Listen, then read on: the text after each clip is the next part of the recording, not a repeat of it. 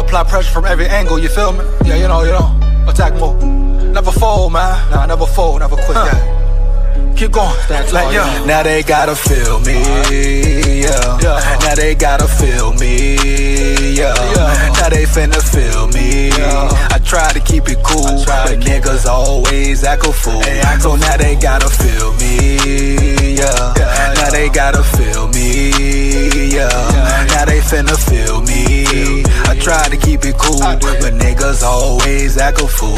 So now they gotta I smoke that dang. Tryna get M's in the bank, fuck what they think. Knock a nigga whole mouth out. Come side me, top break, throw hands like Tank. Knock it out the park like Hank. I've been doing them planks, what you got on my drink? I've been trying to keep my sane. Humanity so lame, fuck you and your gang. Speaking on the dead man's name.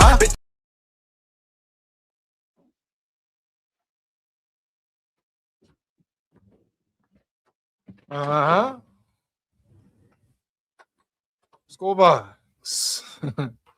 SKOL VIKES, baby, SKOL VIKES. Here we go again. Some news to get into tonight. Another live, another show. Let's get it. Let's get it. Oh, yeah.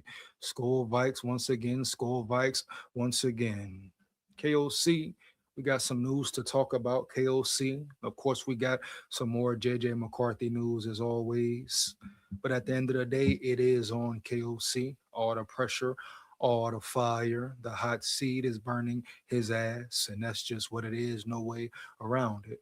But we all know for a fact KOC's job is on the line. Now, KOC just basically got a promotion within the NFL. Oh, man, I was on mute, so let's run it back. I repeat, let's run it back. But, yeah, we pretty much starting with KOC. Pretty much got a promotion within the NFL. Of course, we got JJ McCarthy talk coming. But he, alongside D'Amico Ryans, inserted into some committee. Like I said, I'm going to break the article down and really get into it.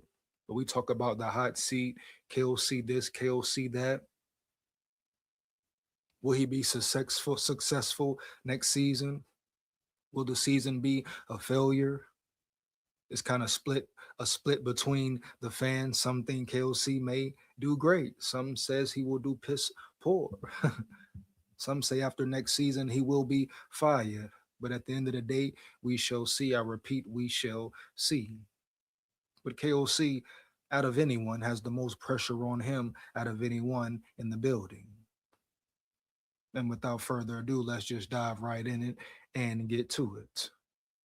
You come in the chat, make sure you like it up, like, comment, and subscribe. Share this with everybody you know. Support the grind, support the channel. Takes less than 1 second. Why not?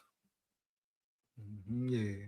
But Kevin O'Connell, how is he getting inserted into any committee? I repeat, how is he getting inserted into any committee? Once again, here we go. The NFL crowning coaches for doing nothing really. But let's see just what this committee is about. Vikings head coach Kevin O'Connell reunited with Sean McVay after major NFL announcements. Minnesota Vikings head coach Kevin O'Connell is widely respected around the NFL for his offensive mind as well as his general character, which the league made example of via announcement on Thursday, February 19th. The league office named O'Connell and Houston Texans head coach D'Amico Ryans as the next two members of the NFL competition committee per ESPN's Adam Schefter, the head of the what? The NFL competition committee. Now, what does this really mean? Let's go ahead and break it down and look at it even further, homie. Yeah. Newest members of the NFL competition committee, Kevin O'Connell, D'Amico Ryans. Wow. Vikings head coach Kevin O'Connell and Texans head coach D'Amico Ryans have been added as the newest members of the NFL's competition committee.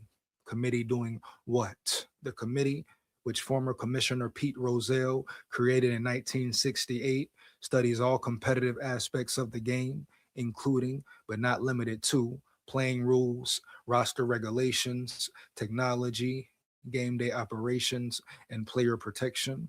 According to NFL.com, O'Connell is one of 11 members of the committee which includes head coaches, general managers, and team ownership from across the league. The full list of members is as follows: Rich McKay, co chairman, Atlanta Falcons; Eddie Blackburn, Cincinnati Bengals; Stephen Jones, co chairman, Dallas Cowboys; Sean Payton, Denver Broncos; D'Amico Ryans, Houston Texans; Sean McVay, Los Angeles Rams; Kevin O'Connell, Minnesota Vikings. And when I see Kevin O'Connell, especially right now at this point in his career, right, homie, getting promoted or getting inserted into anything, especially we're talking about talent.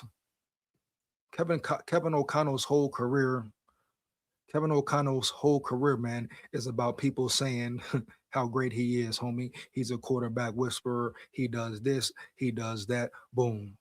When in actuality, all reality, he didn't even call plays for the Rams. But everyone has been so quick to crown him. Let's get into it.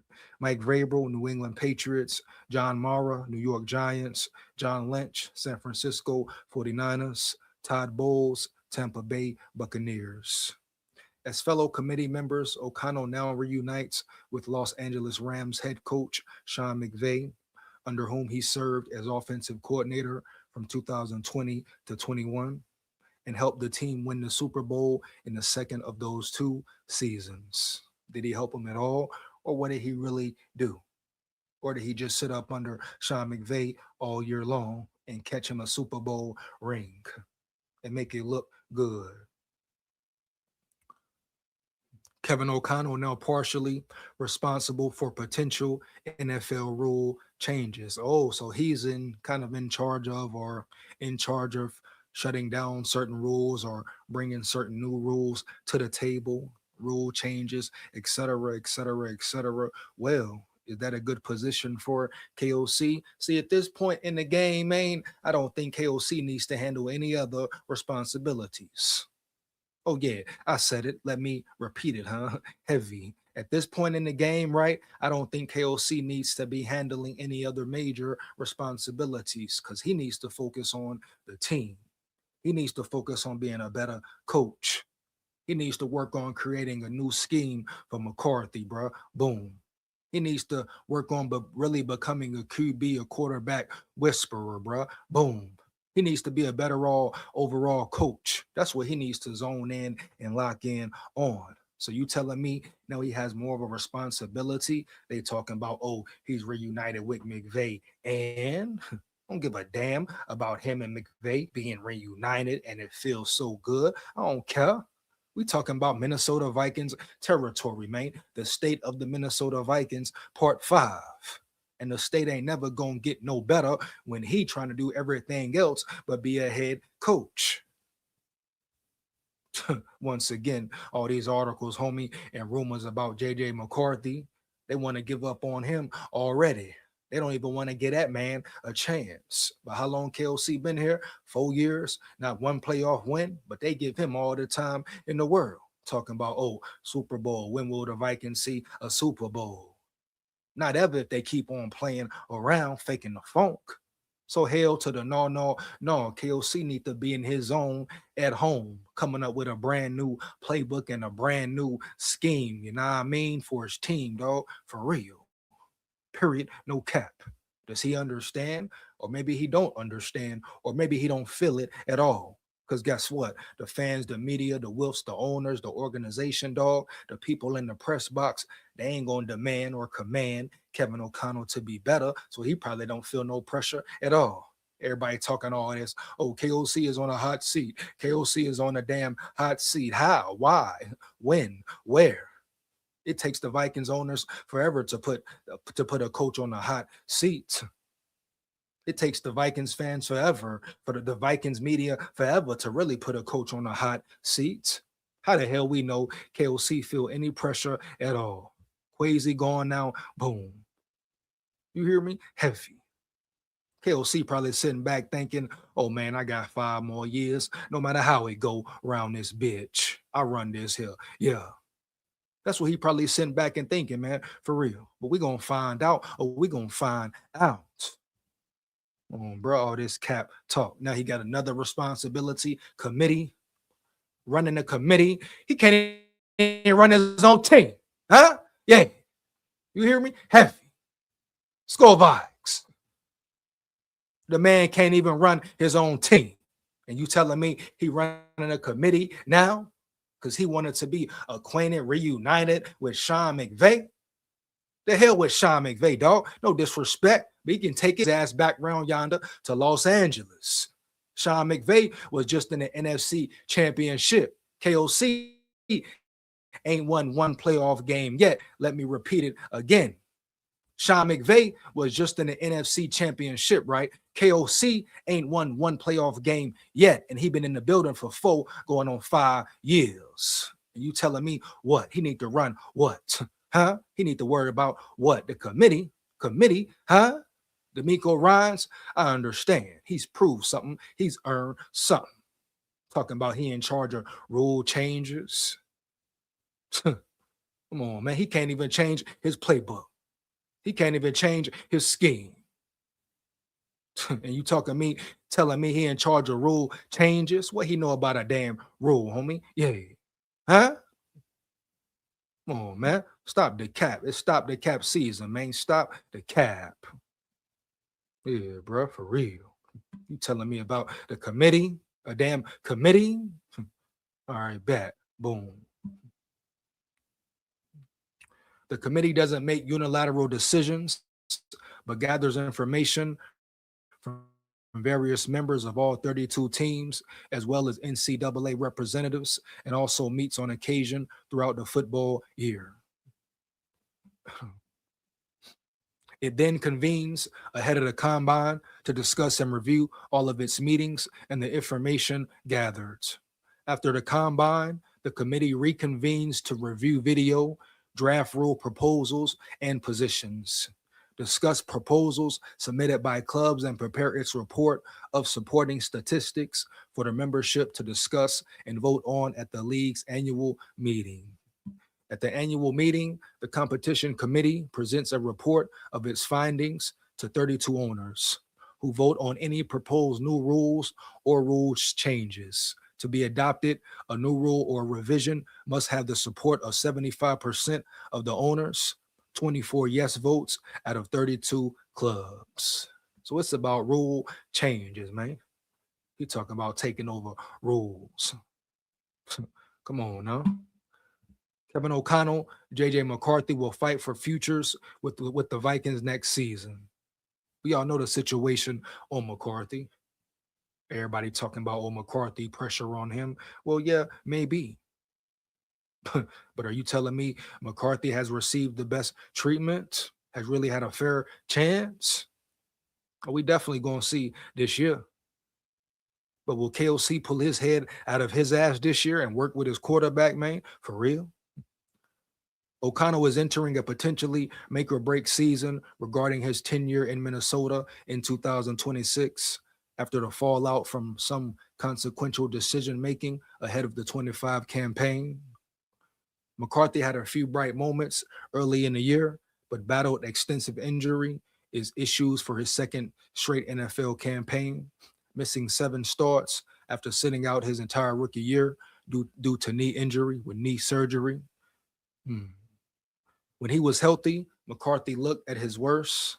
Are you kidding me here? For real? He said unplayable. Come on, man. When did McCarthy ever look unplayable, homie? For real? Are you talking about the bad throws or when he was under pressure versus Green Bay, when he got concussed against Green Bay because the O-line was getting smashed and Christian Darrisaw was getting his ass ate up? We talking about that game? Huh? When he was playing with a damn near concussion? We talking about that game round yonder, man? For real? He was stronger down the stretch of the year, albeit against some of the league's most incompetent defenses.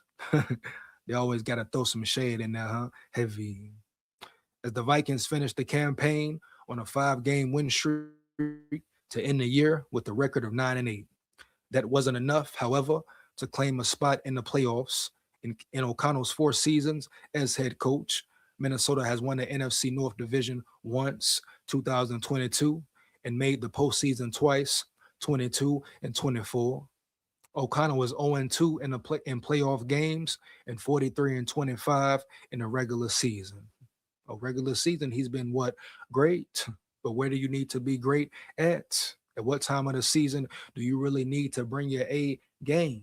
And guess what? KOC hasn't even came close. You hear me? Heavy. I repeat, dog. KOC hasn't even came close to bringing his A game to anything. To bringing his A game to anything, KOC has yet to come even close, bro. You hear me? Heavy? No cap. No cap. Huh? Come on, man. Not one playoff win yet. And y'all telling me about something?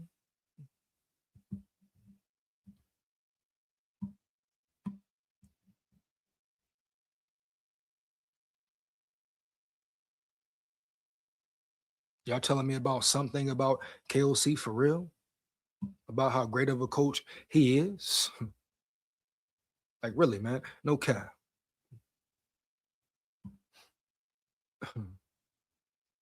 Now you know it's JJ McCarthy news like crazy, like crazy. The disrespect continues. Like I say once again, I'm hearing Kirk Cousins' name flying around now. We've been hearing Kyler Murray trades for Mac Jones, ridiculous trades for Mac Jones, all type shit flying around the atmosphere, man. For real, you know? Yeah. Matter of fact, let me check something real fast. Did the NFL Combine start today?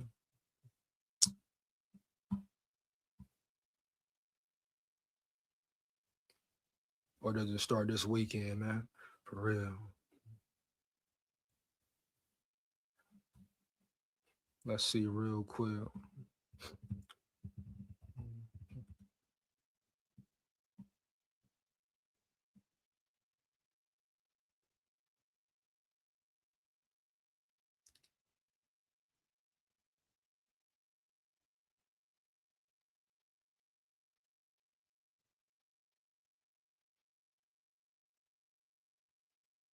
So I guess it's not underway yet. When the hell do the combine officially start, man? Heavy. When does the combine officially start? But we're gonna get into some combine news, but definitely some McCarthy news. But my whole thing with the KOC, he shouldn't be on no committee. He got enough of a hard task with focusing on his team and building his team and developing a real quarterback. Period. You know, that's the bottom line. They talking about committee of this, committee of that. Forget a committee. Put his ass to work with his own team. Get on a Minnesota Vikings committee, right? That's where he need to be. Period.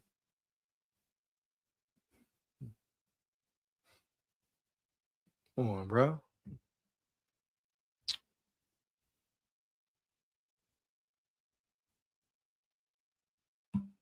A lot of Kyler Murray talk, a lot of Kyler Murray talk. Like how much Kyler Murray talk do you need? But shit, since it's out there, since they say it's a possibility, let's dive all the way into it and really shut it down at the same time. NFL mock trade, Arizona Cardinals deal Kyler Murray to Minnesota Vikings.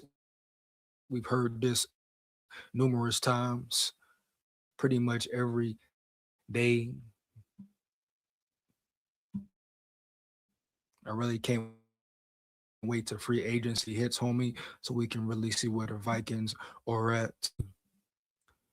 Trade sends Kyler Murray to the Minnesota Vikings, a move that could revive his QB1 fantasy football value while reshaping the future of the Arizona Cardinals. I could give a damn about his fantasy football value. This is a game here. We playing to win. They're talking about Kyler Murray's fantasy football value, bro. Care nothing about no fantasy football. What I mean, heavy, man. Yeah, score vibes. They tripping, dog, for real. Huh? Yeah. As we approach March The NFL offseason is beginning to heat up. We have already seen big stars like Tyreek Hill and Bradley Chubb released. Soon, we will start to see big names sign, cut, and traded at a rapid pace. One star who we expect to find a new home this offseason is Arizona Cardinals quarterback Kyler Murray. Ideally, Arizona would like to trade Murray and get something for him rather than cut him. However, they will have to find a trade partner that believes they can both win with Murray, and is willing to take on what is left of his salary. And if we're talking about salary, the Vikings are really in no position to be taking up a salary like that. I mean, Kyler Murray getting a big bag, right?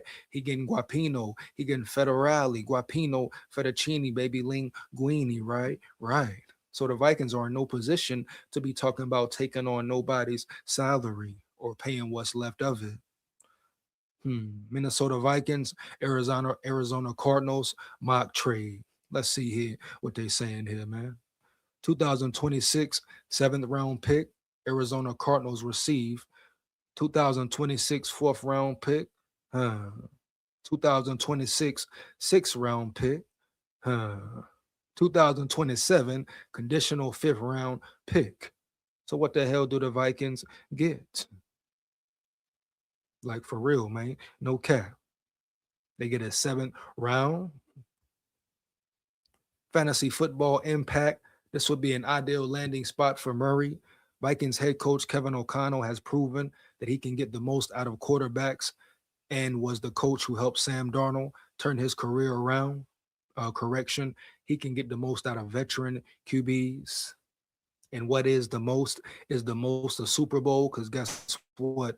Sam Darnold just won a Super Bowl and KOC couldn't get that out of him. So does he really bring the best or get the best out of the players for real? Yeah. And what's up with this trade thing anyway? This says 2026 seventh round pick, and then we got here Arizona Cardinals receive fourth round pick, sixth round pick, conditional fifth round pick. And they talking about it's a win for the Vikings potentially. How? Murray has shown significantly more upside and potential than Darnold did before heading to Minnesota. If he landed in Minnesota, he would immediately sneak his way into the low end QB1 conversation heading into the 2026 fantasy season. Why are they saying fantasy, man? Yeah. Oh, this is fantasy ball. The fantasy fans want their man. Once again, bro, give a damn about no damn fantasy ball. For the Cardinals, fantasy owners who own stock in Marvin Harrison Jr., Michael Wilson, and even Trey McBride would surely welcome a change in starting quarterback in Arizona. Murray has failed to help any other weapons in Arizona come close to reaching their peak potential. But y'all love Murray so damn much. Yeah, Vikings fans love Murray so damn much. They just want to bring him in the building and crown him. They act like, you hear me? Heavy. They just want to bring him in the building and crown him, huh? Yeah. They act like McCarthy don't want that smoke, or they act like McCarthy gonna duck any competition. And McCarthy ain't no punk, huh? He ain't no punk chump. McCarthy ain't ducking no smoke. McCarthy ready for it all. So, like I've been saying, bring Kyler Murray in. Hurry up and get it done. If I'm being real with you, yeah, hurry the hell up and get the deal done. Because I'm ready for the competition. I'm here for it. I'm ready to see McCarthy ball.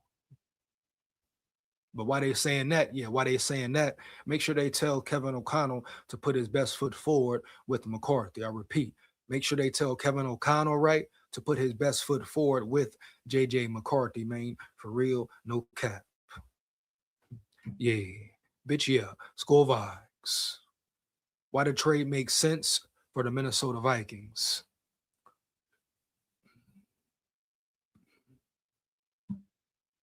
Delton in the building. Delton in the building. What up, big dog? He say big score. Shout out my boy Delton in the building. You hear me? Heavy. School Vikes, man. For real.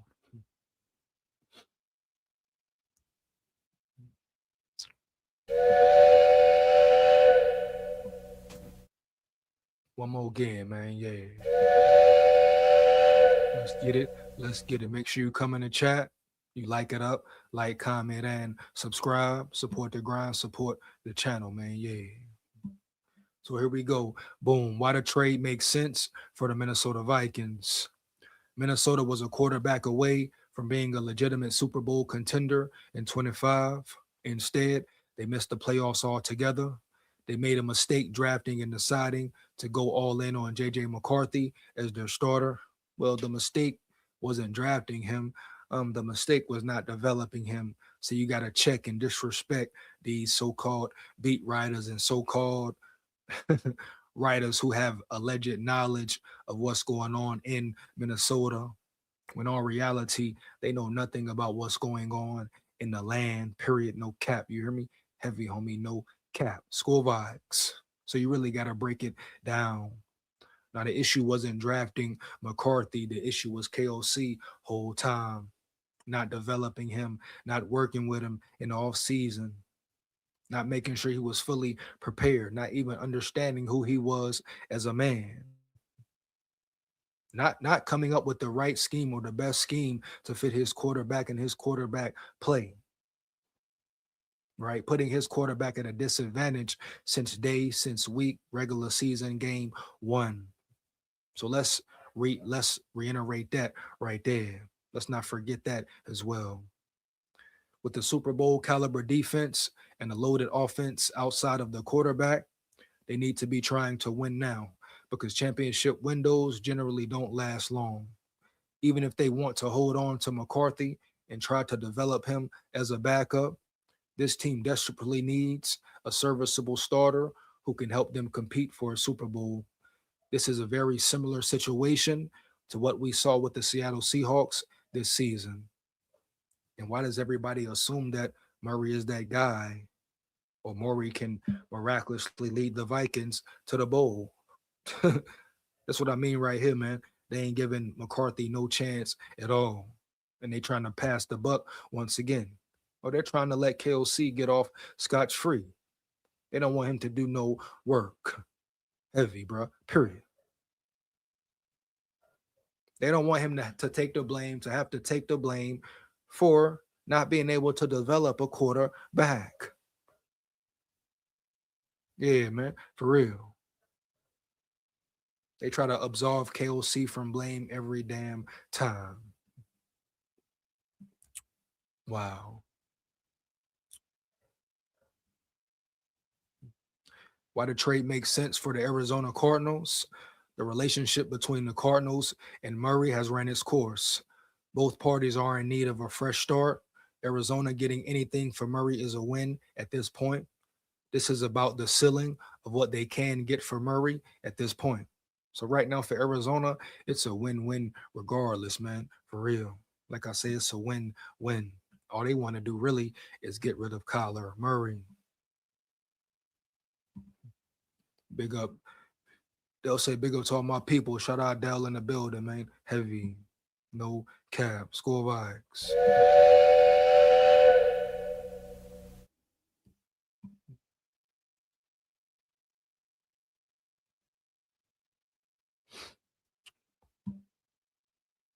But yeah, the Cardinals, all they want to do is strictly simply get rid of Kyler Murray, no matter how they do it. They don't care how he goes, where he goes, who he goes to play for. As long as they're not giving up too much draft capital and they're getting something for him that makes sense, or they'll get him out of there quickly and swiftly, baby. Yeah. Huh? Yeah. It's no doubt about it. They are so fed up with Kyler Murray, it's not even funny, homie. For real. Matter of fact, let's see if it's any talks, huh? Any new talks of Kyler Murray. Yeah. Mhm.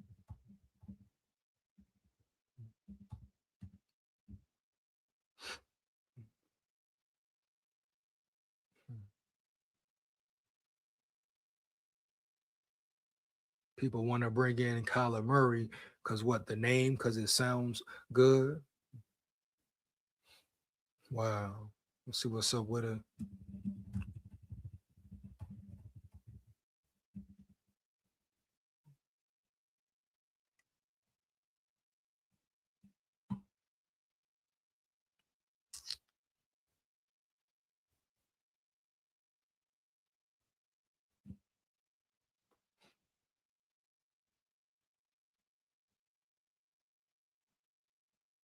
So what they talking about right here. So what's I mean, y'all want to pay Kyler Murray all this money for what? Take his payout for what?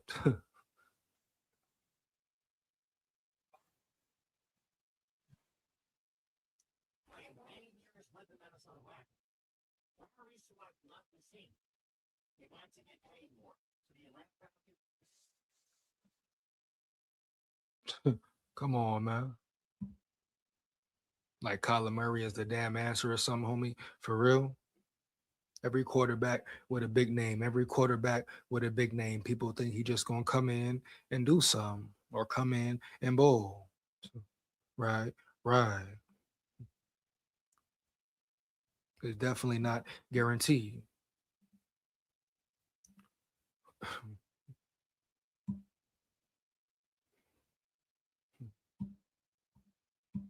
You know? And KOC, he hasn't been great with with scrambler quarterbacks anyway, or with quarterbacks who are very mobile and athletic. He wasn't great with Joshua Dobbs. Knowing KOC, he gonna try to make Kyler Murray something that he's not. How about you work with your damn quarterback, man? Your young quarterback on a rookie scale contract, what you've been waiting for 6 years. Why don't they do that? We talking about pressure this and pressure that. Why don't people pressure and put the pressure on KOC to work with his quarterback, man, for real, and build a real team around his quarterback, man, for real? That's my biggest question, my biggest concern right there. Really not even a concern, homie. But wow, I mean, KOC just walks around, literally walks around evading any blame. Right? Everyone else gets the buck passed to them. But KOC runs around, moves around scotch free every damn time. You're in, you're out. You're in, you're out. But this is the whole point of a rookie scale deal, man. This is the whole point of a rookie scale contract. This is what you want. How long have we as fans been saying, hey, we need a rookie quarterback? Hey, can we find a quarterback? Hey, can we find a quarterback so we can build around him finally? We're tired of paying Kirk this, paying Kirk that. Kirk Cousins committing highway robbery at the highest level. I mean, we saw it with Case Keenum. 2017 was the prime example. The first year they brung, well, the year before they brung Kirk in after that NFC North championship disaster. Then they wanted to go bring Kirk in. They thought he was the piece, one piece away. And you saw what Mike Zimmer felt about him. But they run, boom, go get Kirk Cousins, pay him all that damn money, and bring him in for what? You hear me? Heavy. Give him all that damn cash, and he didn't do nothing. You ain't got nothing to show for it. He is not a winner, was not a winner at all. And they want to do the same thing with Murray. Pay Murray all this money for what? Right? What has Murray really done? Who has he made better? What has he proven in this league? That he's a scrambling quarterback, that he can run, that he has freakish athletic ability, he can escape what? Why are you so excited that you aren't excited about JJ McCarthy? It doesn't make sense. Please make it make sense. Make it add up for real. You hear me? Heavy, point blank, period. No cap. Just make it make sense, dog. For real. I mean, yeah, you got JJ McCarthy in the building. Get a man a real fair chance. Really see what he can do. After a full season under his belt, a full off season under his belt, homie, where he's healthy, where he's maturing, really working on zoning in, locking in his craft, putting in real work, real time with Jettas, real time with Addison, and real time with Hawkinson or whoever remains in the building. Hopefully, Speedy comes back. They work that deal out some way, somehow. But at the end of the day, give a man a fair chance. And y'all want to run. Oh, here we go. Oh, here we go. Such the Minnesota Vikings thing to do. Go find another quarterback when you got one in house. Go jump on another quarterback's nuts when you got a quarterback in house who's a dog, who's a competitor, who's a real competitor, baby. Yeah. And y'all want to give up on him already because your coach, I repeat, because your coach is not a QB whisperer at all, because your coach failed him, and then y'all want to run from him. Oh, I know, because it's the easy thing to do. Oh, yeah, make JJ McCarthy the scapegoat, baby. Why? Because it's the easy thing to do. Whoop de damn do who. I see you. I see you. Yeah, score Vikes. Trying to shit on my brother. Yeah, they trying to shit on my brother. Disrespect. Nine. It's funny. It's funny. Always got to go back to it. They loved him before. Now they say they hate him. Right. Right. Y'all remember that? I remember that. Oh, everybody hyped up in the draft for the draft. I'll say it again. Oh, McCarthy gonna be this, McCarthy gonna be that. Everybody comparing him to this quarterback, that quarterback. Oh, he's this guy 2.0. He's gonna be great. Oh, then when he has a down year, allegedly, but you don't want to put no blame on the head coach, allegedly. But he also flashes and wins you games, wins you big division games. He would have put you in the playoffs if your special teams wasn't ass and trash. So what you talking about here round yonder, baby? For real, homie? Yeah. Huh? Put some respect on my brother name, man. Yeah, put my brother all the way in the game, man. For real. But I really want to see how it turns out, how it all pans out with him having a full off season to really get better and grow. Come on, man. For real. Stop the cab.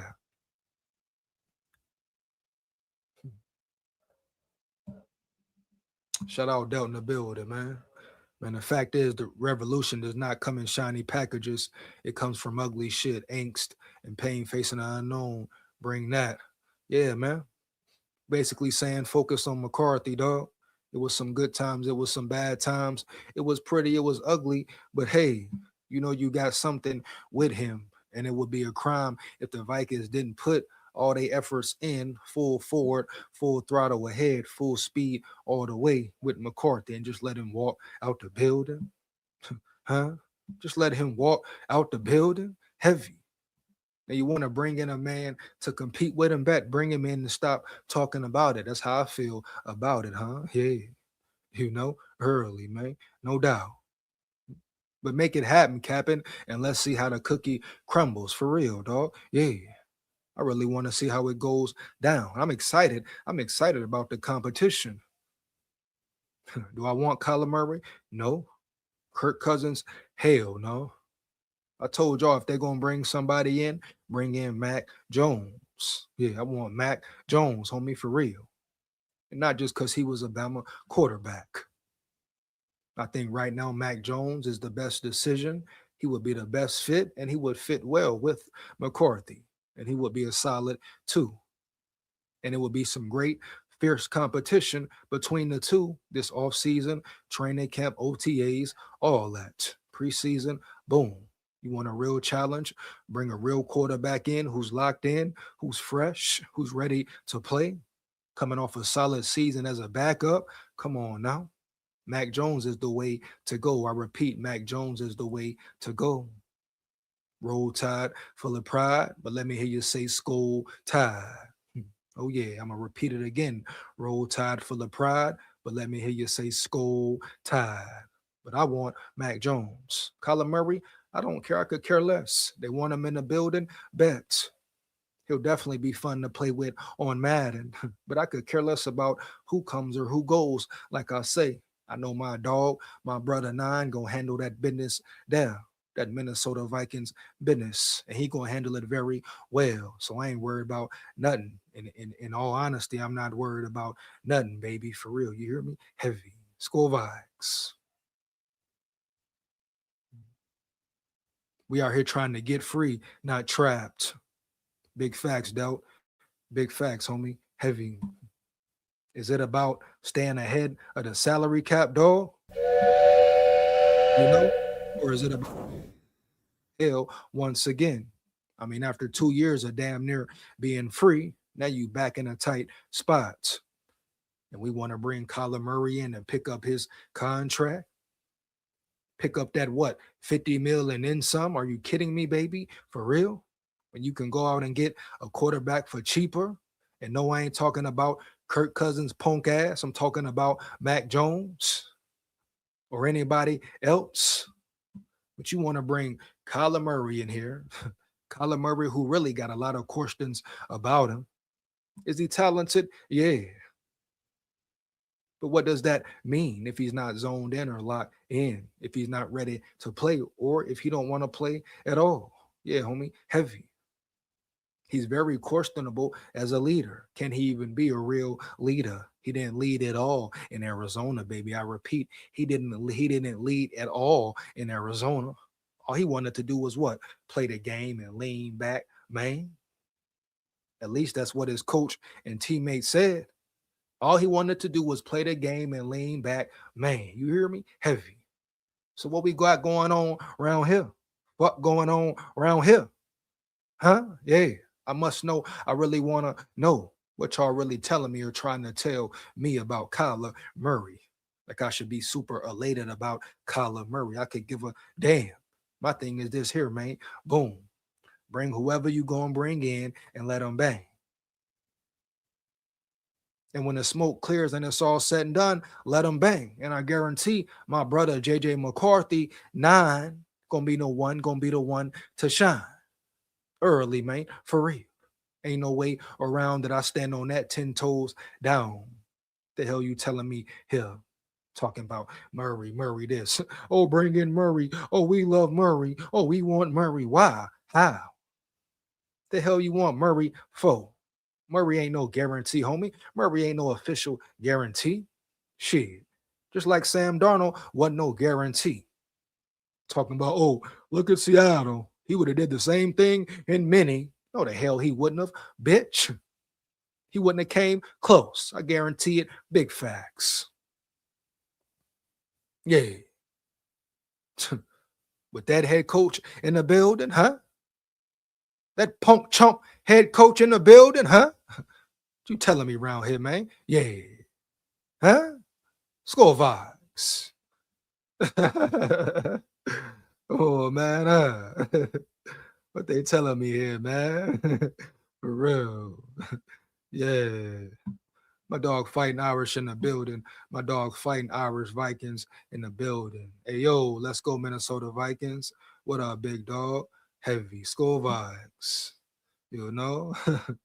Man,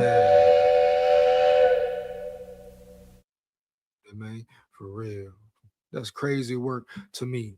Like I've been saying, the disrespect has been crazy, man. The disrespect has been crazy, dog. Type shit we on around here, Kyler Murray. Everybody love Kyler Murray. You got people saying Zach Wilson. Yeah, Fighting Irish even said Zach Wilson. What? Leave the what and take the what? Man, what the hell you want Zach Wilson for, man? Put some respect on his name, man. Put some respect on McCarthy name, man. You know what I mean? Early. Come on now. The hell they telling me around here? Zach Wilson, bro. Murray, this. Come on, bro. Stop it, homie. For real. Mac Jones or nobody at all. He said that punk chump. You know what it is, bro. He a little punk, bro. Yeah, bro. Don't care. All these articles. Every day you see an article about why the Minnesota Vikings should do this, why the Minnesota Vikings should do that. Come on, man. Always trying to bail KOC out. Make the man stand up and work with his quarterback for once, man. For real. Make the man do something, prove something, earn something for once. Talking about he's somewhere in a committee. Give a damn about a committee, huh? With his team on the field looking shitty, dog, huh? He getting mad because McCarthy hitting a gritty. Huh? Come on now, bro. What y'all telling me, man?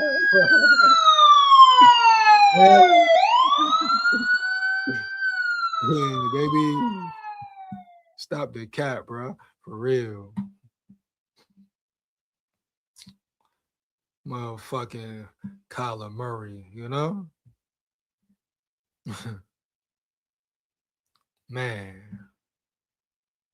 what that shit They took me over there. So we got more news here. What was that one? Rainbow. We're gonna get into what do the Vikings need to improve on in 26. I mean, we pretty much know that anyway. You know what I'm saying? Let me see this here, bro. Got some draft shit to get into as well. Let me see where we at here with it. That one.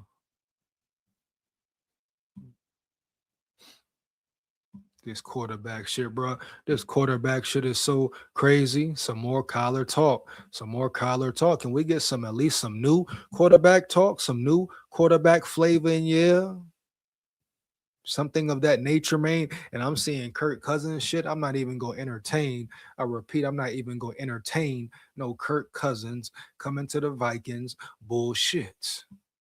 A bullshit. A bullshit. Huh? Hell, we talking about Kirk Cousins for all the time we wasted on him. You telling me about bringing him back, dog? For real? You gotta stop it, man. You gotta really stop it. Yeah. Come on, no.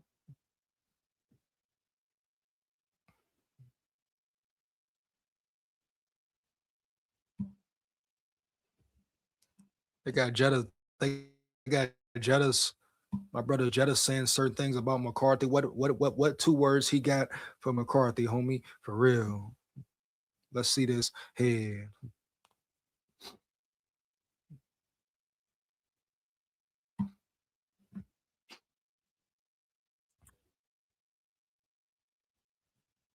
Hmm. The verdict is still out on JJ McCarthy's trajectory as a long-term starter for the Minnesota Vikings, but wide receiver Justin Jefferson believes McCarthy has youth on his side. When asked recently to describe McCarthy in two words, Jefferson didn't hesitate, replying, "Young bull." I like that, Jettas. I like that, Jettas. You hear me? Heavy. All these people talking, trying to stir shit up, always talking about, oh, Jetta's disrespecting McCarthy. He's a bad teammate, this and that. He called him a young bull, huh? Yeah, young bull, huh? Fuck going on around here, homie? Yeah, huh? Yeah. The fuck? Trying to disrespect my brother, man. For real. Jefferson didn't overthink it. His short answer landed as a real endorsement as Minnesota leans toward McCarthy. McCarthy faces a crucial year number 3 in the NFL, and the 2026 campaign will tell us about his immediate future. Jefferson's two-word message for McCarthy: no one has ever questioned the man's youth. Huh. I know it, yeah. I know it. Come on now, yeah. But shout out to Jettas for always bigging up McCarthy, speaking up for him, damn near taking him under his wing and all that. What you expect from him at this time, especially now when you got people speaking on his name in a negative way, talking about trade this, trade that. Aaron Jones going up there, disrespecting the man, talking about bring Aaron Jones in the building. He would love to have Aaron Jones in the building. Aaron Jones should be a Viking and all that. Well, guess what? I mean, Aaron Rodgers, my fault, Aaron Rodgers. Aaron Jones speaking about Aaron Rodgers. Well, Aaron Jones, if you want to ride his nuts that much, if you want to rock and roll with Rodgers that much, well, take your ass out the building, you punk chump. Huh? Yeah, you hear me? Heavy. Take your ass round yonder back to Steelers or back to Green Bay land, homie. Yeah. And don't forget, Aaron Jones, while you riding Aaron Rodgers nuts, huh? He didn't vouch for you. He didn't ask for you to come back. He didn't take a pay cut for you to come back to the Packers, my boy. Yeah. So what we talking about here? For real. Yeah, he didn't really rock and roll with you anyway, man. For real. And really, man, when has Aaron Rodgers ever spoke highly of you, Aaron Jones, since he played with you? But after he played with you, none of that.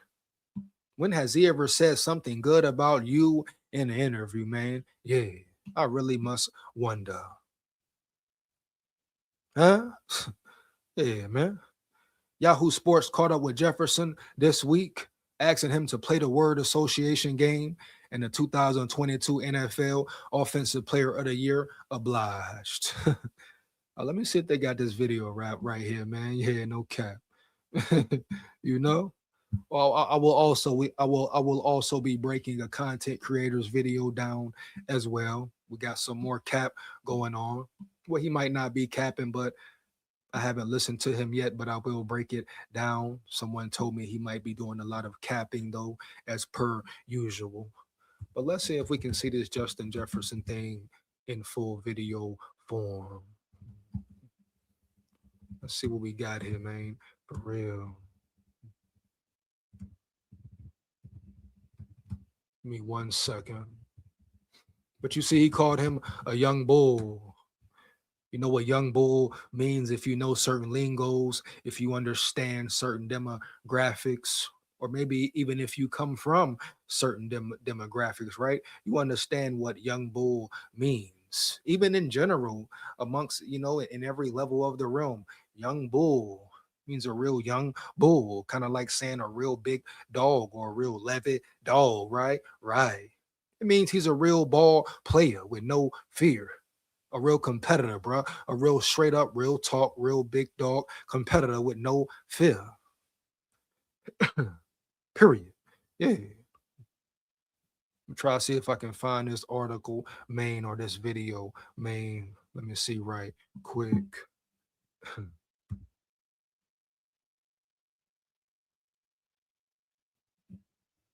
Mm.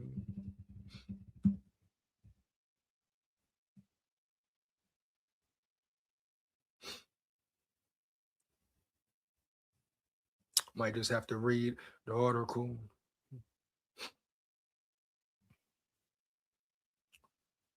I'm not seeing no videos popping up, but we all know Jefferson always speaks highly of McCarthy. Always speaks very highly of him, no matter how it goes for real.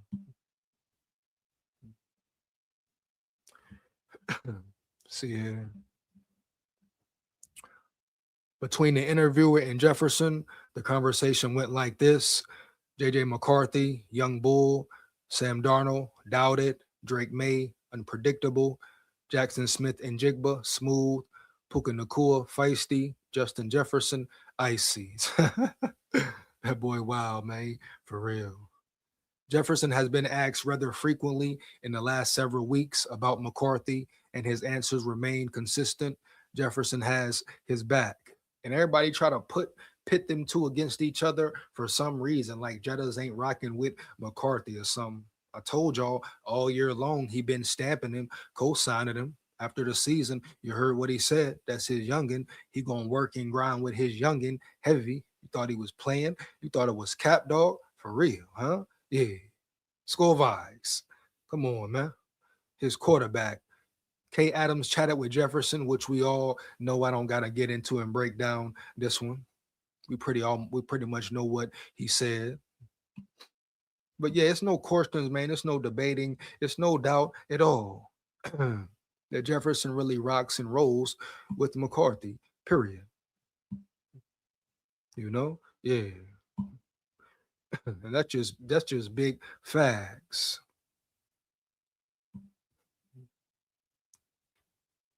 See what's up. Boom, boom.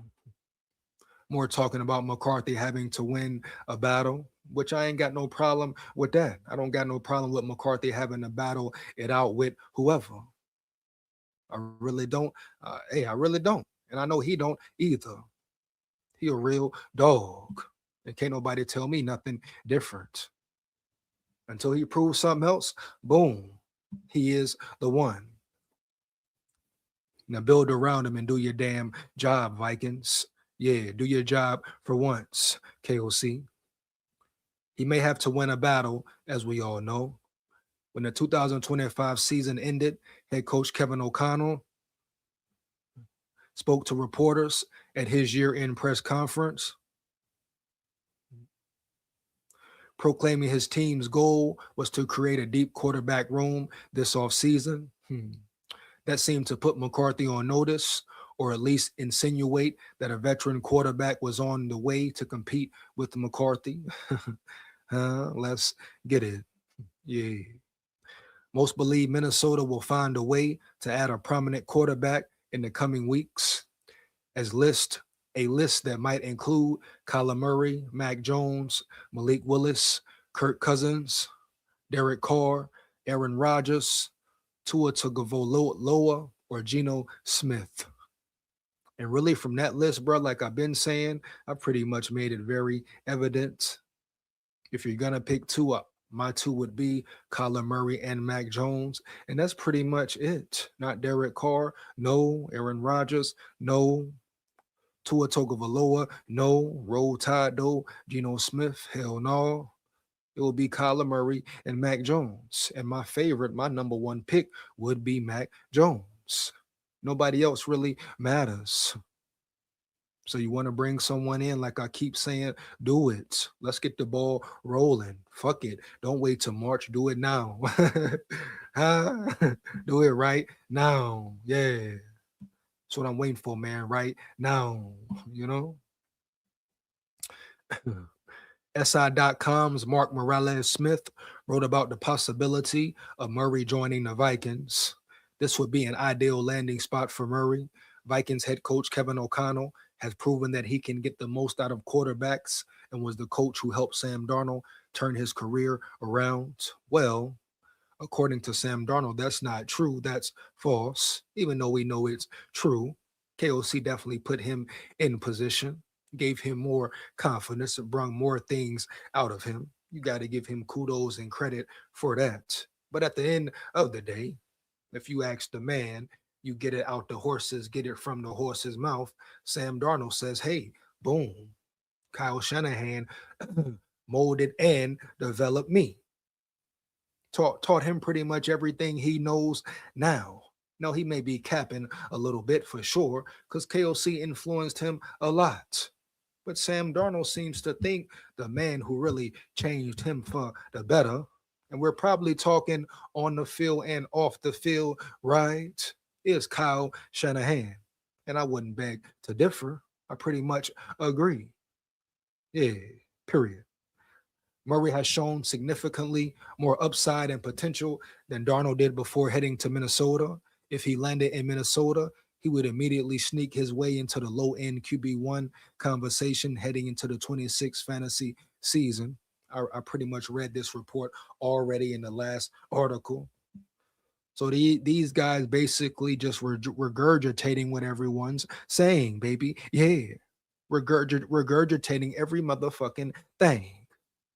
It's going to be an ongoing problem, talking about Murray, talking about Jones. I mean, shit, I even heard of a crazy trade with Mac Jones, where the Vikings get Mac Jones and trade McCarthy and let McCarthy go. How dumb is that?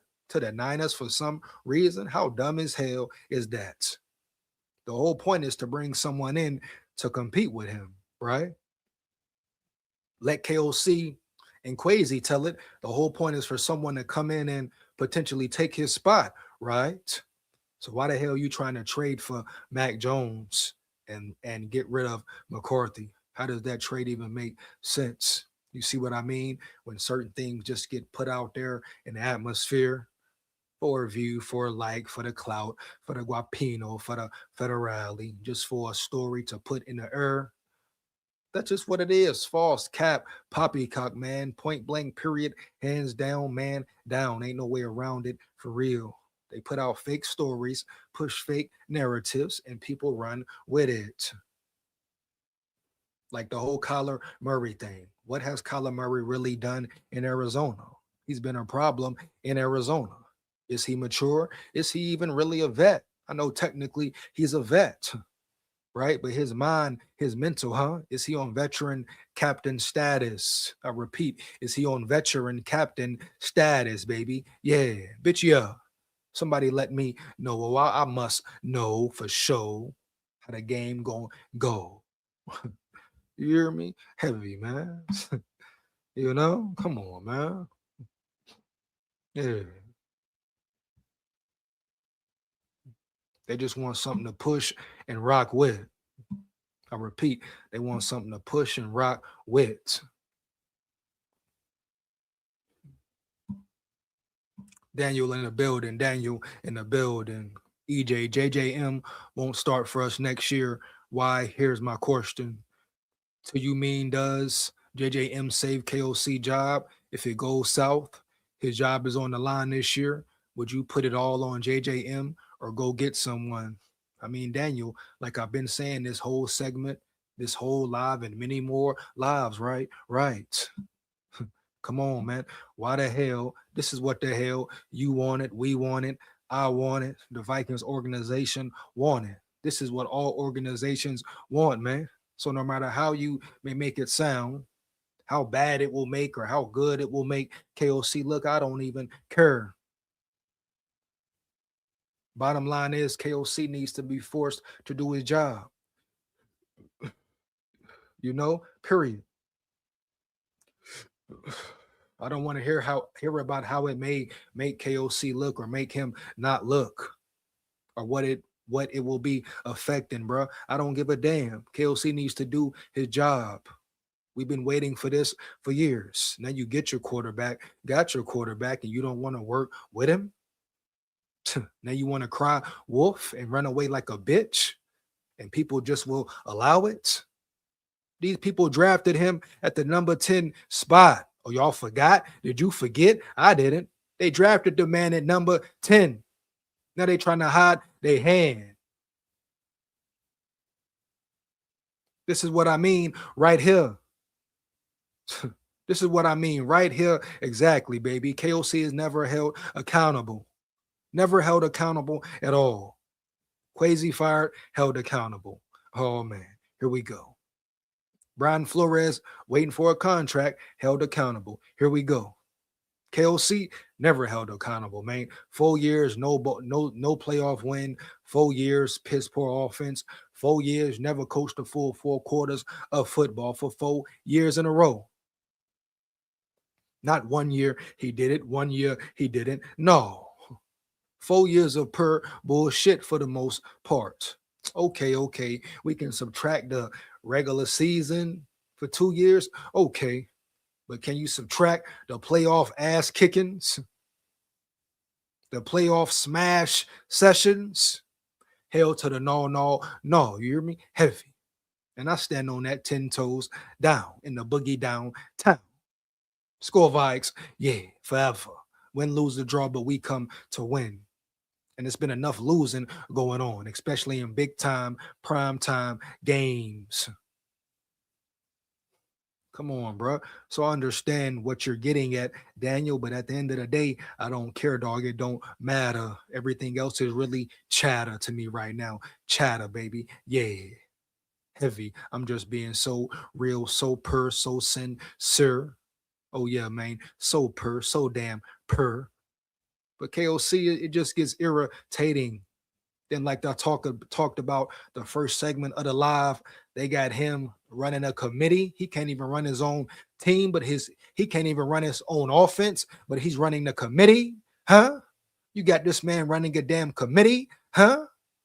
Come on, homie. Yeah. Huh? Come on, bro. No cap. What you mean who saves your job? What do you mean? Expound. Daniel says who you know saves your job?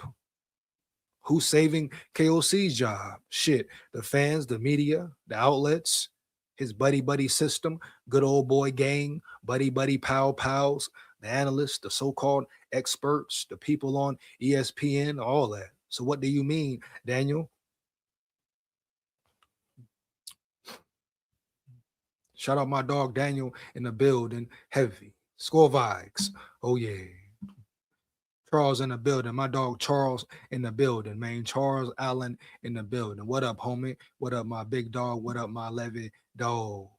If KOC is making the call, there is no way JJ McCarthy is the starter next year. EJ rocks. I like Kyler Murray. shout out Charles, man. Appreciate that, my dog. Shout out Charles in the building, dog. It's not up to KOC, Charles. If KO, I don't care who you bring in, whoever KOC wants to bring in, even if he's bringing him in with the intentions of taking McCarthy's spot or beating McCarthy out. If McCarthy outplays Murray, if McCarthy outplays Jones, no matter who it is, no matter who the victim is, right? Right. So I don't care what KOC's major plan is, what his full scheme, full scheme is. It don't damn matter. Because guess what? All McCarthy has to do is handle his business. I repeat, all McCarthy has to do is handle his business, benai, on that football field. So I get what you're saying, Charles, but really KOC ain't running shit. Let him bring in whoever. It's still going to be a competition, right? JJ McCarthy still will get his chance to shine. KOC still got to work with him and develop him even more and grow and make sure he grows. So you can't just say fuck McCarthy 10 toes down and stand on that. That would be piss poor. And I guarantee McCarthy will come out and speak about it, period. Wouldn't be no crazy situation, baby, where he keep quiet. Oh, I guarantee you, if they go into next season, go into this off season, and they don't give McCarthy a fair chance, and they bring, so to say, Kyler Murray in, right? And they crown him, give him the job off the rip without him having to prove it or earn it, there's some real foul play going on. And I guarantee McCarthy 9 will call it all out. You hear me? Heavy. It won't be no crazy bullshit signing contracts where he can't speak. He got to keep his mouth closed, damn near wired. Hell to the no, no, no. Why do people think KOC is this guru? It was McVay all along. Get checked. Thank you, Daniel. My dog, once again, Daniel coming with the facts. He's never been a guru. When has he been a guru? KOC has never been a guru, man, for real. And we just saw Sean McVay look like KOC in the biggest game of his life, period. But at least Sean McVay has won a Super Bowl and all that. A Super Bowl that everyone wants to crown KOC for being part of. I mean, yeah, he was on the team, he was on the coaching staff, but he wasn't really putting no real work in. I mean, what did he do? Work with Matthew Stafford? I mean, what? He wasn't calling plays. He was up under McVay's wing, probably going to get him coffee at 5 in the morning and all that round yonder there. He wasn't really rocking and rolling, really locked in. And I'm not taking nothing away from him. He definitely has some good moments as a Vikings head coach, but he hasn't done damn near enough. Not damn near enough to be crowned a guru. What?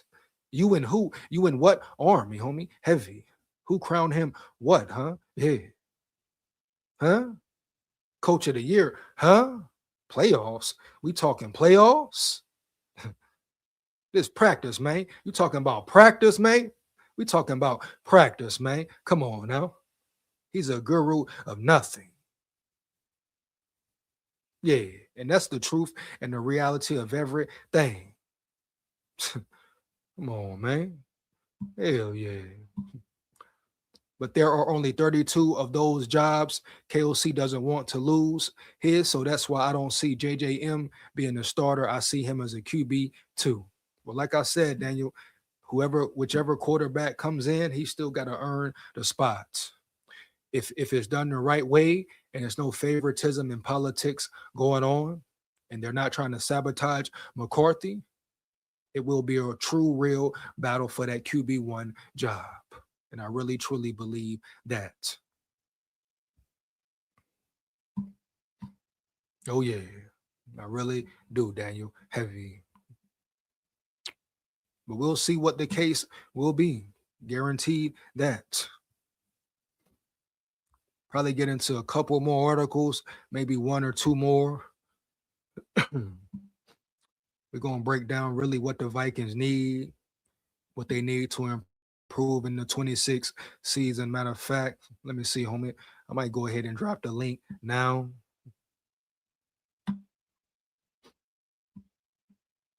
So if you want to come up and rock and roll with me and lock in with me, let me know. Yeah. Matter of fact, I'm gonna do this article first. Oh, and it is a video breakdown I must get into, so I won't be forgetting that. But let's talk about the Vikings and just the whole, Vikes views, etc. Homie, what do the Vikings need to improve in 26? Well, shit, you ain't even got to read no article or or take it from nobody else if you've really been locked in with the Vikings, huh? Yeah, very interesting, right? Very interesting to see what these people have to say.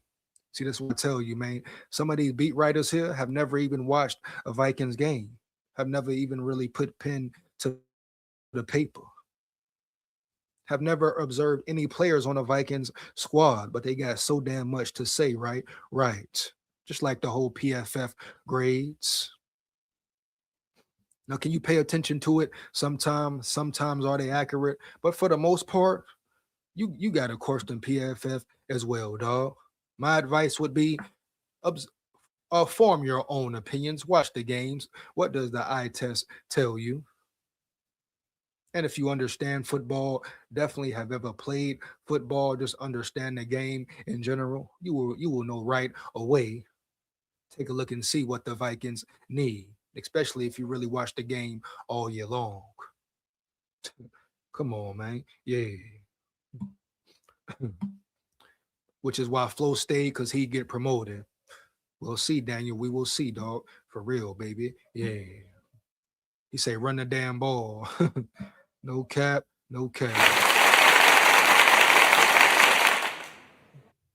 He say, run that damn tater, man. Tote that tater.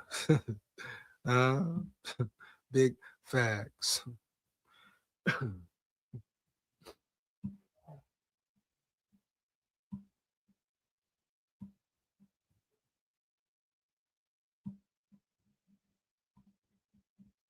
Hold on once. What's up with the screen? Let's wait for it. Shit glitching out, tripping out. Give me 1 second. Already? Bam. Good hour left. We good.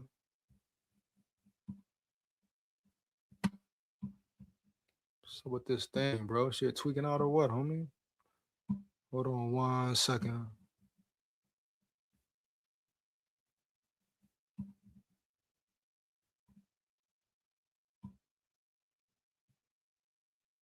Hold on 1 second.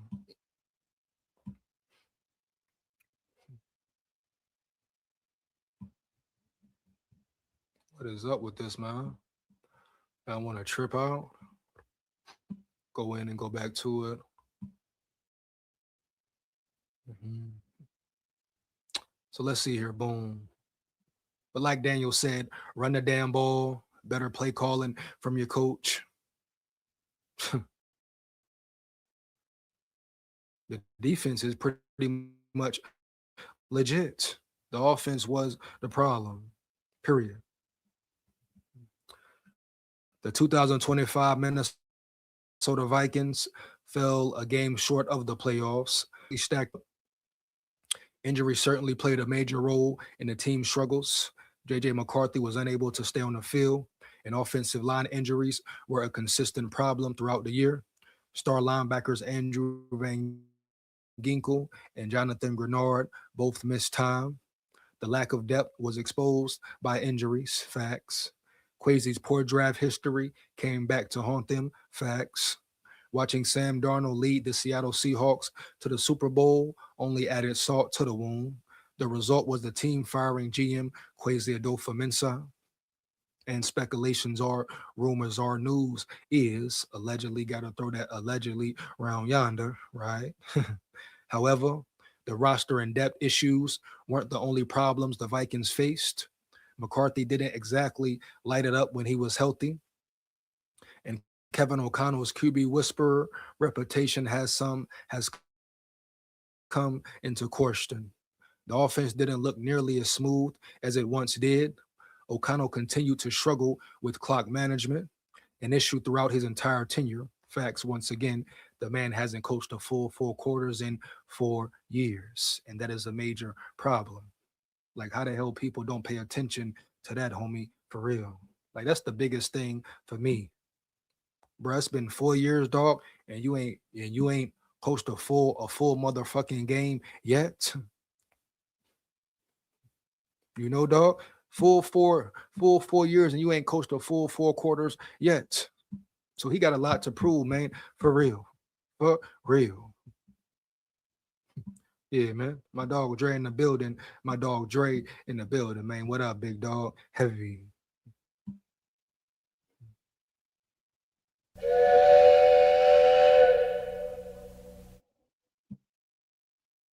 He say he on the KOC bandwagon now. And you ain't got no choice, Dre. You ain't got no choice, my dog.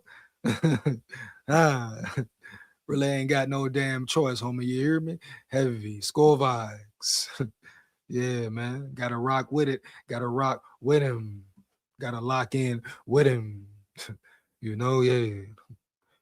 Let me see here. Boom, boom. However, the roster and depth issues weren't the only problems the Vikings faced. McCarthy didn't exactly light it up when he was healthy, and Kevin O'Connell's QB whisperer reputation has come into question. The offense didn't look nearly as smooth as it once did. O'Connell continued to struggle with clock management, an issue throughout his entire tenure, and was one of the most conservative coaches in the league on fourth down. Well, a lot of dumb play calls on fourth down, period. Despite these concerns, KOC remained in place and now has more control over the draft this year. The Vikings will hope his pattern of alternating good and bad seasons continues as he enters year 5. Wow, man. Yeah. What do the Vikings need to improve to get back to the playoffs? Better roster or better coaching? Maybe probably a little bit of both. No shit, Sherlock. Yeah, definitely a better roster.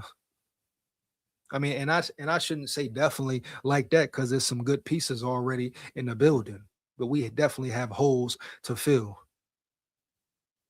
And as far as depth chart players goals, we must improve them as well. Period. Ain't no way around it. So yes, roster and coaching, but definitely better coaching on the offensive side of the ball. Yeah, man. Defense has been improving every damn year. What has the offense been doing? Regressing. The defense been carrying the whole damn squad. He said, "Keep it low, Dre. Keep it low, Bray." Oh man. Can we bring in Woolen? Hey, I hope so, Daniel. I hope so, Daniel. Can we bring in Woolen? Man, I would love to get Woolen in the building, you know? Yeah.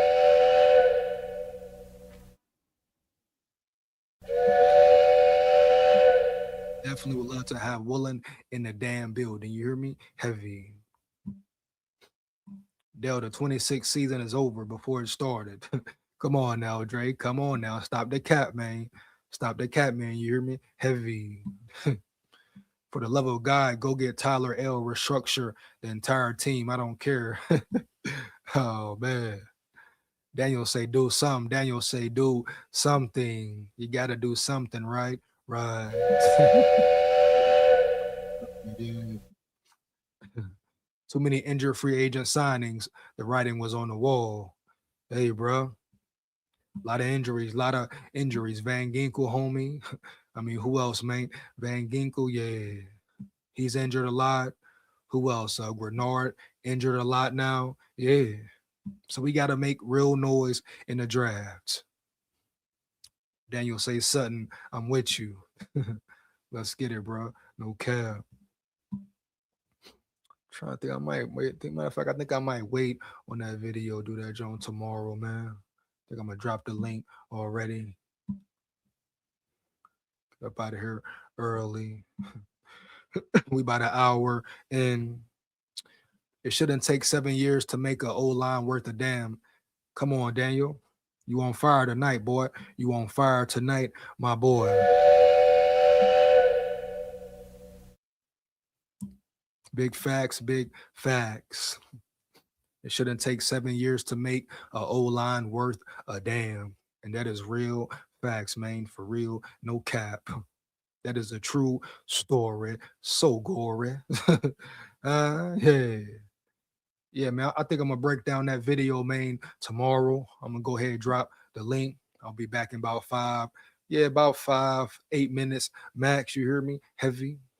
You want to come up, rock and roll with me for a little bit, lock in with me, say what's on your mind, say how you feel. Just make sure it's real. Let me know, bro. You hear me? Heavy.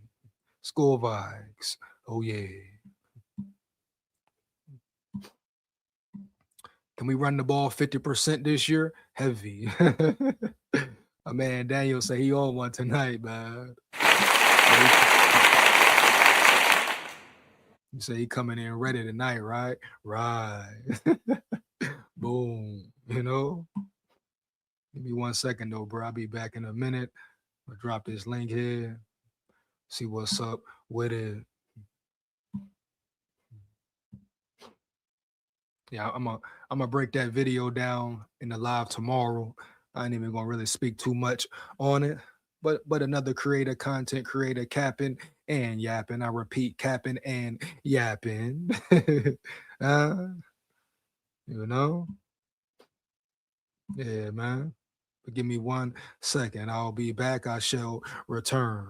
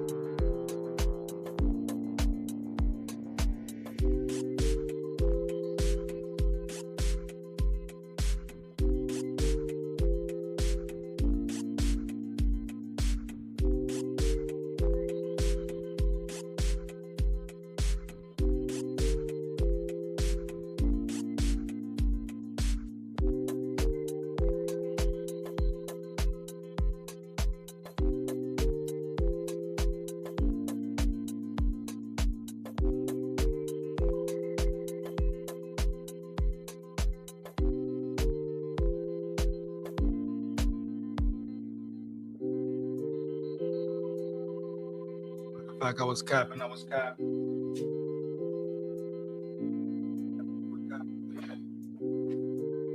Matter of fact, it's one more article I want to get into as well. Heavy.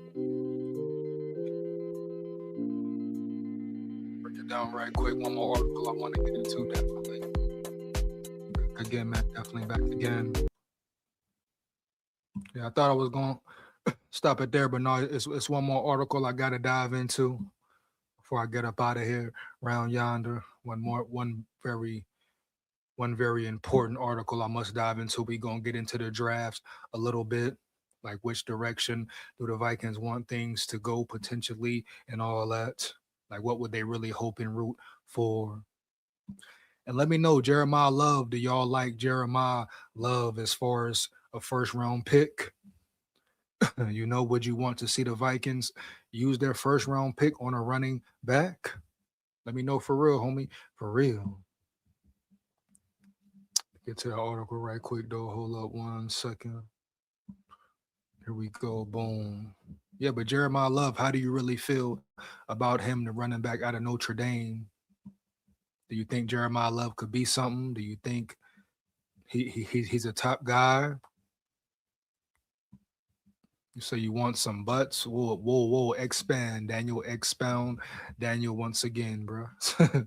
Expound once again, bro. No cap.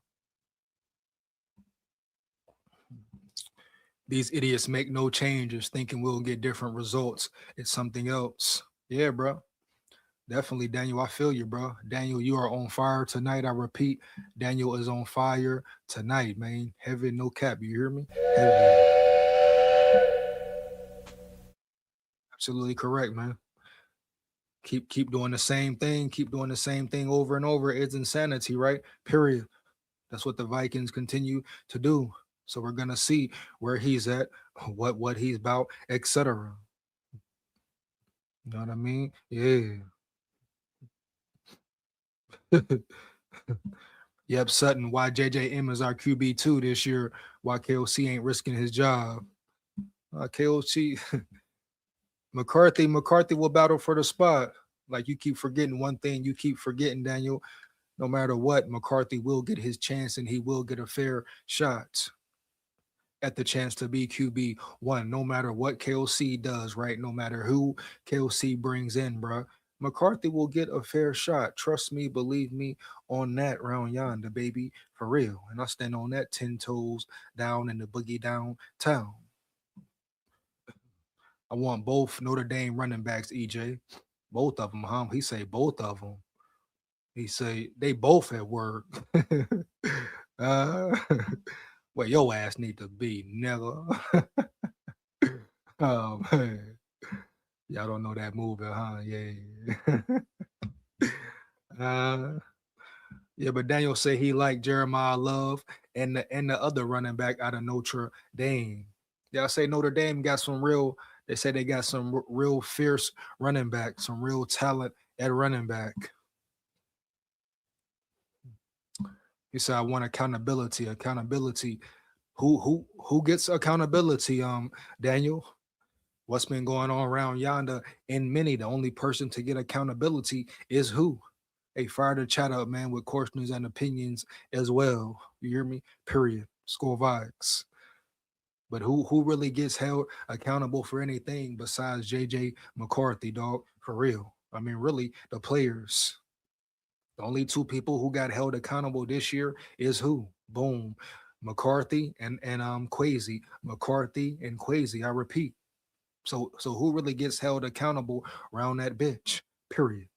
You hear me, dog? No cap. No one at all. KOC definitely not.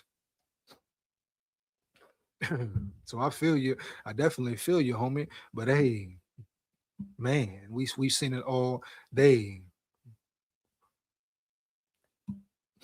He says we keep bombs. Hey, bro, I ain't gonna say we keep bombs. We got some talent on the team for sure. Yeah, for sure. It's talent around now for sure. But the offensive side of the ball has more talent than the defensive side of the ball. If we're being real, if we're being honest, I mean, you see the difference in coaching right there. Yeah, right? Brian Flores got held accountable his whole career.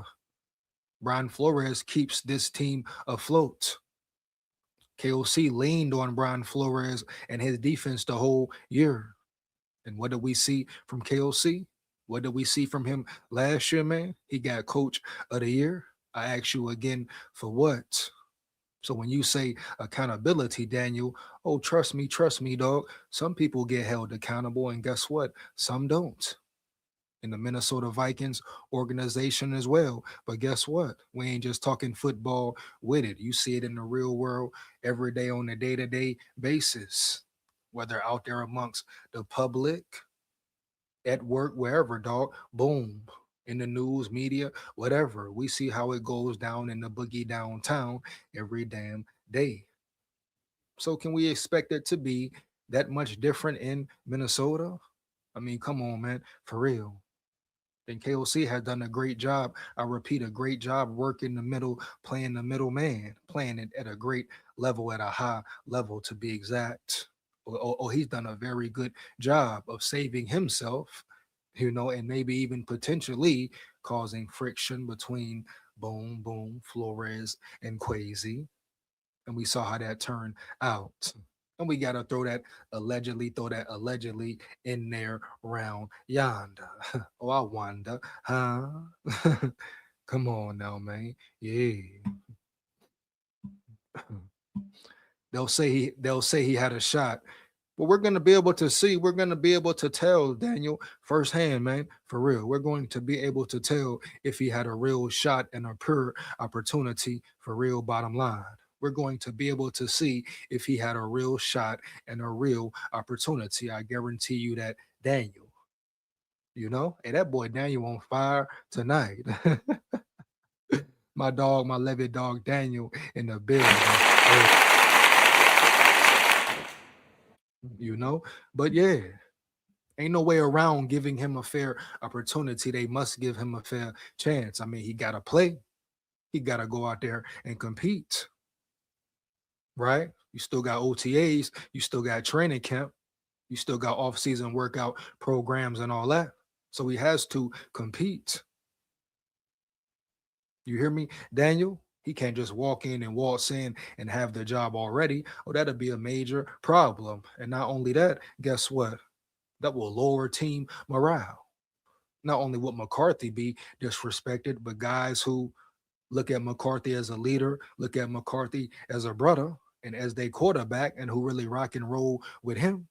Yeah, they're gonna look at KOC a certain way, homie. Yeah. They're gonna look at everybody a certain way. Coaching staff, all that. Boom. You think judges won't be like, hey, what's going on here? What's up with this foul play? Why ain't y'all giving my youngin a fair chance, a fair shot? Shit, man. I think not. So we're gonna see what's really going down, Daniel. Look, we good. KOC is a QB whisperer. Hey, Dre, don't lean too much. Dre, don't lean too much to the left. You hear me, homie? Heavy. Don't let them brainwash you too much, dog, and make you get way out there, my dog. Don't get too ignorant with it, man. Yeah. Huh? Get out, get out. Yeah, man. You know what I mean? Heavy. Don't fall down too much now, Dre. Don't get too carried away and too crazy with it, my dog. For real. KLC is not no QB whisperer, homie. Heavy. No way around it. No way around it. The days of calling KOC a QB whisperer are over. They are one and done. I mean gone and done. Right? His name hold weights no more as a QB whisperer or as an offensive coordinator of nothing. You hear me? Of nothing, my boy. No cap. The NFL has figured him out. Everyone has figured his ass out. And guess what? He can't even develop a quarterback. Come on, homie. QB whisperer of what, homie? Yeah. Huh? Everybody calling KOC a QB whisperer and a great coach are delusional as hell, Dre. And you know it. I know it. Everybody know it.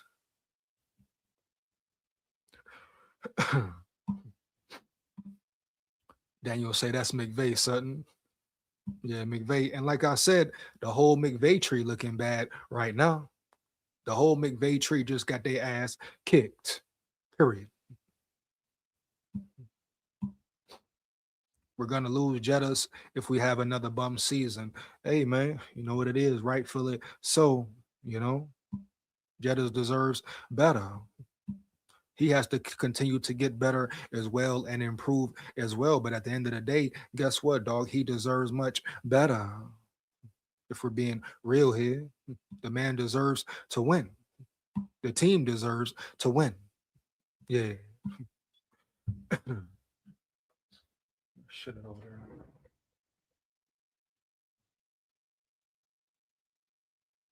Bad.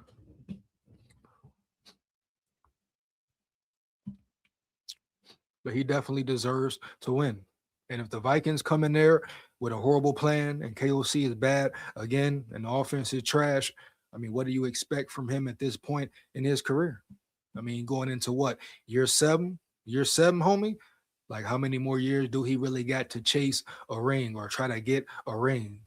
He has all the numbers, he has all the stats. What more could he want? What's the ultimate goal for him on a year to year basis? He said it plenty of times, right? Boom. He wants to win. He wants to compete. He's used to winning. He's used to competing. He's used to being in the playoffs, being in the mix, right? Right? Being compared to the greats, putting up big numbers. And I mean, respect, kudos to the man.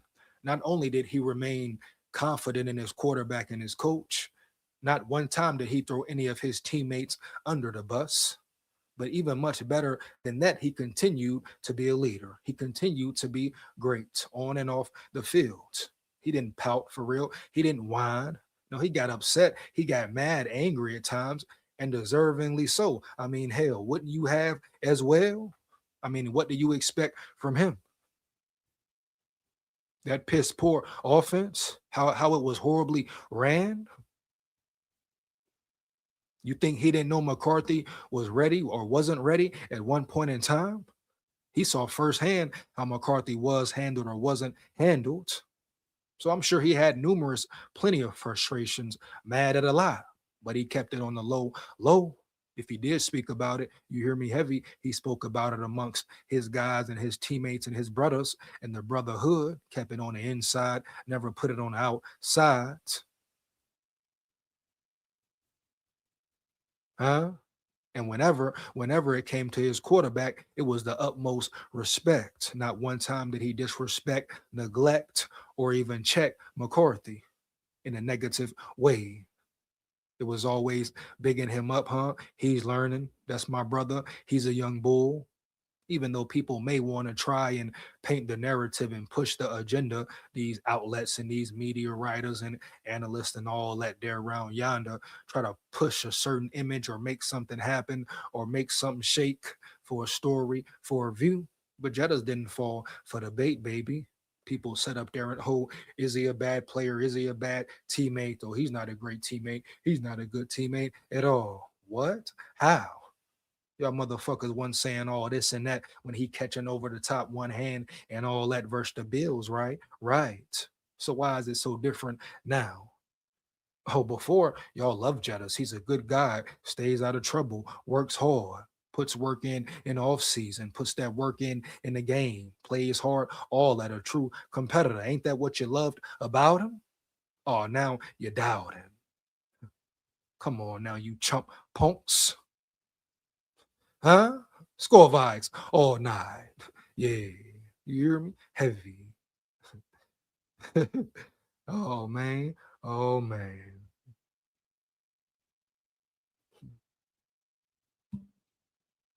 I'm talking coaches, scouts, Wills, everyone. That boy Daniel mad, boy. That boy Daniel say he tired of the damn game. Hear you, my levy dog, for real. Guess what? If anybody hear you, I hear you, man. Understand, man. No cap. Period. Point blank. Bottom line. Joey Aguilar got denied. Damn, for real? I know you happy, Dre. That boy Dre probably crying over that, man. He's so damn happy. Ah, I bet you happy as hell, Dre. Man. So who y'all going to, man? Who next up though? What now? I repeat, what now? Yeah, make sure you lock in tomorrow with me, dog. We're gonna talk about what next for Tennessee, homie. For real. But y'all ain't got Aguilar. Now you better hope your freshman ready, Dre. I repeat, you better hope your freshman is ready, my dog, for real. No cap. Because we're gonna be on your ass like white on rice October 17th. So the freshman, whoever on that field, Dre, huh? Y'all better make sure that boy ready to play, ready to show up and show out, because we're gonna hit him in his mouth. I'm talking about boom, right in his mouth, dog. No cap. Huh? You know how we come in, Dre. You know how the tide is coming this year. All gas, no brakes, homie. I repeat, all gas, no damn brakes. Roll Tide, man. Hey, side note, shout out to my Bama fans. Come rock and roll with me and lock in with me tomorrow for the Bama Live. Probably around the 10 a.m. mark or the 12 p.m. noonish vicinity, somewhere around yonder. I'll let you know for sure. Probably post it tonight. But come get right with me. Come lock in with me, man. Roll Tide, Skol Tide. Score vibes. Yeah, man. You know, give the reins of this team 1 year. I'll fix this BS. I feel you, Daniel. But Daniel, I ask you though. I ask you. It's much easier said than done. So I ask you, Daniel. Big facts, no cap. I ask you, bro. What would you do? Tell me 5 things you would do immediately. I repeat, immediately, bro. Coming into the building, changing things around if you had it your way. Because that's really a big major statement. You saying give the reins to you 1 year and you'll fix the BS. So what would you do? Matter of fact, everybody in the chat, tell me the first 5 moves you would make if you were in charge of the Minnesota Vikings right damn now. Let's get it, bro. Heavy. Fire the chat up. I repeat again. You know what I'm saying? Tell me right now, what's the first 5 things, steps you would take if you were in charge of the Minnesota Vikings round yonder in Egan? I repeat, huh? In Egan. Score Vikes. Oh man, you remember heavy. Yeah. I'll wait for a little bit. Oh, I'll wait for a minute. Yeah. Heavy. Battle with a 2 5-star freshman. Look, Skull Saban is gone, okay? He said, "Skate." What that mean, Dre? Oh, I know it. I know it. Here we all know that. You know it, but what do that mean? Yeah, Saban gone, but guess what, Dre? A new era is upon us, and we coming. I mean, everybody acting like Bama didn't just make the playoffs last year. While all y'all was sitting at home watching Bama, everybody acting like Bama wasn't a playoff team last year. Everybody acting like Bama didn't take a step forward and all that. Come on now, bro. Boom. We got to be real here. And this year, guess what? We're taking another step forward in the right direction. I stand on that 10 toes down in the boogie downtown. Point blank, period. No cap. Roll Tide, full of pride. Roll Tide. Here we come. But y'all check in with me, lock in with me, rock and roll with me tomorrow. Yeah, man. Heavy, man. For real. Let's get back into this article right here. But I want to know, if you were in charge of the Vikings right now, what are the first 5 steps you would take to change this thing around quickly and swiftly? Now, here we go. Boom. 4 players the Vikings would thank the draft gods for at number 18. Minnesota has plenty of needs this offseason, but sits in the middle of the drafts. They'll need some luck for a top name to fall to them. Here we go. The NFL Combine begins on Monday, and while the draft process has been underway for well over a month for teams like the Vikings, the annual event kicks the whole process into high gear for the next 2 months. Mock drafts have done a quality job of identifying players who could be available when the Vikings select at number 18 in April. But there's always a chance that a highly rated player who fits a need for Minnesota falls into their lap. And that would be very great. That would be great news. Heavy.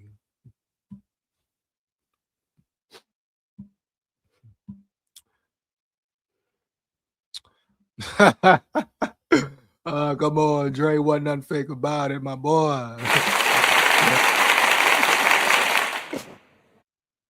Wasn't nothing fake about it, my boy. It was real, Dre. You know, it was very real, right? Right. Come on, bro. Don't play now. Don't disrespect now. October 17th, Dre, is coming up quickly and swiftly, baby. Don't disrespect now, man. Yeah. You know, Bama really like that. Yeah. Shit, yeah, now, Dre. Yeah. Huh?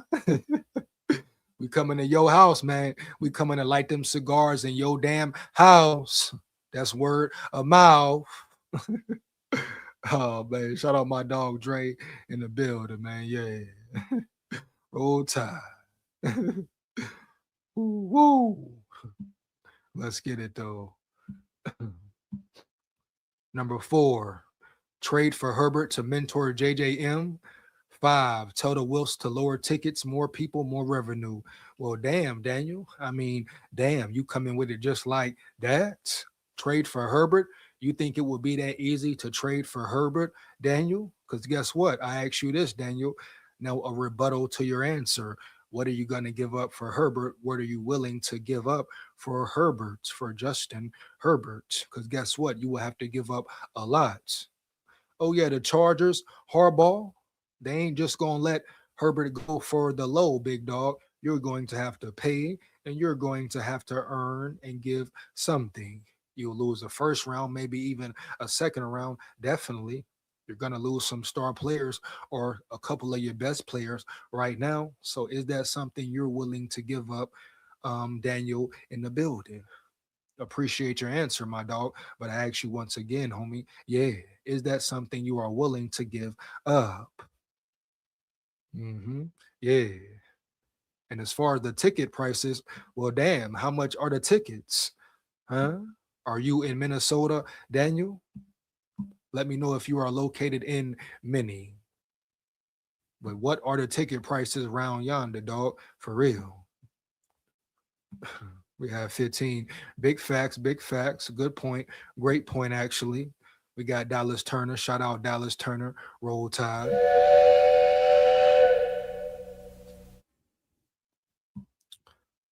Shout out my dog DT. Roll Tide. I used to live in Minnie, now in Washington. A word. So which one you like better, Daniel? You like Minnie better or Washington better, homie? Which one? Minnie or Washington? Should they both get cold as hell? You must like the cold, my boy, huh? Yeah. Oh man. Oh yeah. Let's get back into this article right quick. See what we got here. Mock drafts have done a quality job of identifying players who could be available when the Vikings selected number 18 in April.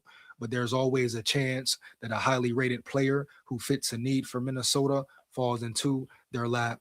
That's where I left off, I believe. Yeah, Jeremiah Love.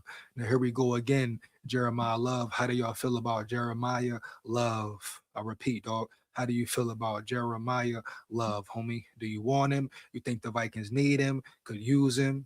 Do we already have running backs in the building that you believe in? Or do you think Jeremiah Love would make sense if he fell to the Vikings at number 18 to pick him up right away? You think he's that important? Is he a Walker caliber type running back who can be a real game changing type running back? My answer would be the potential to is there? Yes, for sure. But do we know for sure? Hell no. Now, Notre Dame had a great team around him, homie, a great system around him. Do the Vikings have the meats to open lanes for him, homie, and keep this running game going? Does KOC have the cojones to drop his nuts and run the ball and run the ball and run the ball and run the damn ball until defenses can't take it no more? So these are all factors we have to take into consideration. But at the end of the day, definitely a great talent here. But who knows, once again, will he even be there at pick 18? And once again, is it worth it? If you ask me, I'm not doing it. If I'm the Vikings, hell no, I'm not taking a running back. I feel like you can find a running back anytime in the draft for real. No disrespect to Jeremiah Love, but you can find a competent running back definitely. And I'm taking a look at the Minnesota Vikings running back room. Boom. Ty Chandler. Who else? Xavier Scott, Jordan Mason, all in. You got a dynamic duo right there within Jordan Mason and Ty Chandler, and all the guys around yonder heavy. So I'm like, oh man, are we rushing? Do we have to force a running back in the building? No, you don't have to at all. Shit, I'm trying to get the alignment. I'm trying to get O lineman, D lineman. I'm trying to get Caden Proctor. I'm trying to get Caleb Banks out of Florida. I'm trying to get them trenches solidified. And for real this time, not no hyped up bullshit, but really solidify them trenches, baby. Them trenches. You hear me? Heavy, no cap. Oh, T-Bass in the building. T-Bass, what What's up, up, guy? What's Hey, going on? so scale of 1 to 10, Uh-huh. 10 being the most confident. How confident are you that Kevin O'Connell is going to change his stripe or change his ways and run the ball? How confident are you in that? Because me, I'm about at a 1 or 2. Great question. Great question, man. So as far, I'll say I'll give him a 6, man. I'll give him the benefit of the doubt and give him a 6. Only because T-Bass, because of what I saw toward the end of the season, man. Even though he reverted back at times, I believe he finally was getting it. I don't know who got in his ear, or he just saw the production from McCarthy and started to understand the game more and what he needs to do. But I give him a 6, man. So you say you give him a 2? Yeah, I have no reasoning in his first 4 years of him changing. I mean, so even how he changed in the last what 6 games, you don't believe in him to change? He is he too much in his ego, you believe? I think he's a huge egomaniac. That's why he won't give up calling plays, even though he's not good at it. Though he's not good at it. You know, and they're saying they bring this assistant coach in that is heavy at the run. Don't. He is egotistic in a way to where he's not going to change his offensive philosophy of throwing the ball all the time. I think he bought into all the hype that he's like this great quarterback whisperer, offensive genius. I think he's bought into the hype, and he thinks he's the smartest man in the room. That's my opinion.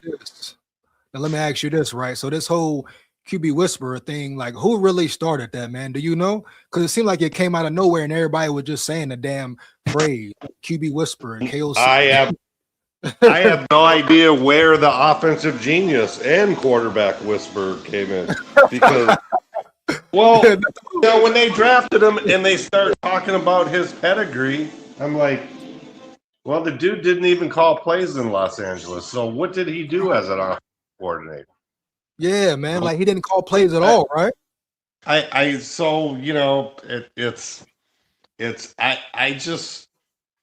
don't know. I don't have confidence in him. And this is a guy now that's trying to win his job and win mode. So don't be surprised. Don't be surprised. He's running the draft. Let's make no bones about it. He's running the draft. So you think KOC is not Flores in charge? You think it's KOC? No, I think KOC is in charge. Okay, so they're saying it's a KOC's Flores, whatever. They're both who makes the ultimate decision? The head coach, right? Mm-hmm. Allegedly. So here's what don't be surprised in the first round if they draft a wide receiver. A receiver for what? For because they get rid of Speedy. A new toy for Kevin O'Connell. For his passing game. he's a guy now that is in. I need to save my job right now and make my passing game work. And I'm not buying into all this hype of every other week bring this quarterback in. Oh, the Vikings are looking at this quarterback. Then the next week another flavor. I would think the only two the two reasonable people I would think he would generally look at is Kirk Cousins or Aaron Rodgers. Bro, you said Kirk, so let me ask you this, man. When people say Kirk, I'm so tired of people even thinking about Kirk returning. So let me ask you this, a real question, a real honest answer. How do you feel about Kirk Cousins potentially coming back? Well, okay, I'm looking at it as if he can sign for cheap, why not? It's because everybody wants to chirp and point out that Kevin O'Connell won 13 games his first year with a very bad defense. Well, who was his quarterback? Right. Kirk Cousins, right? Yep. All right.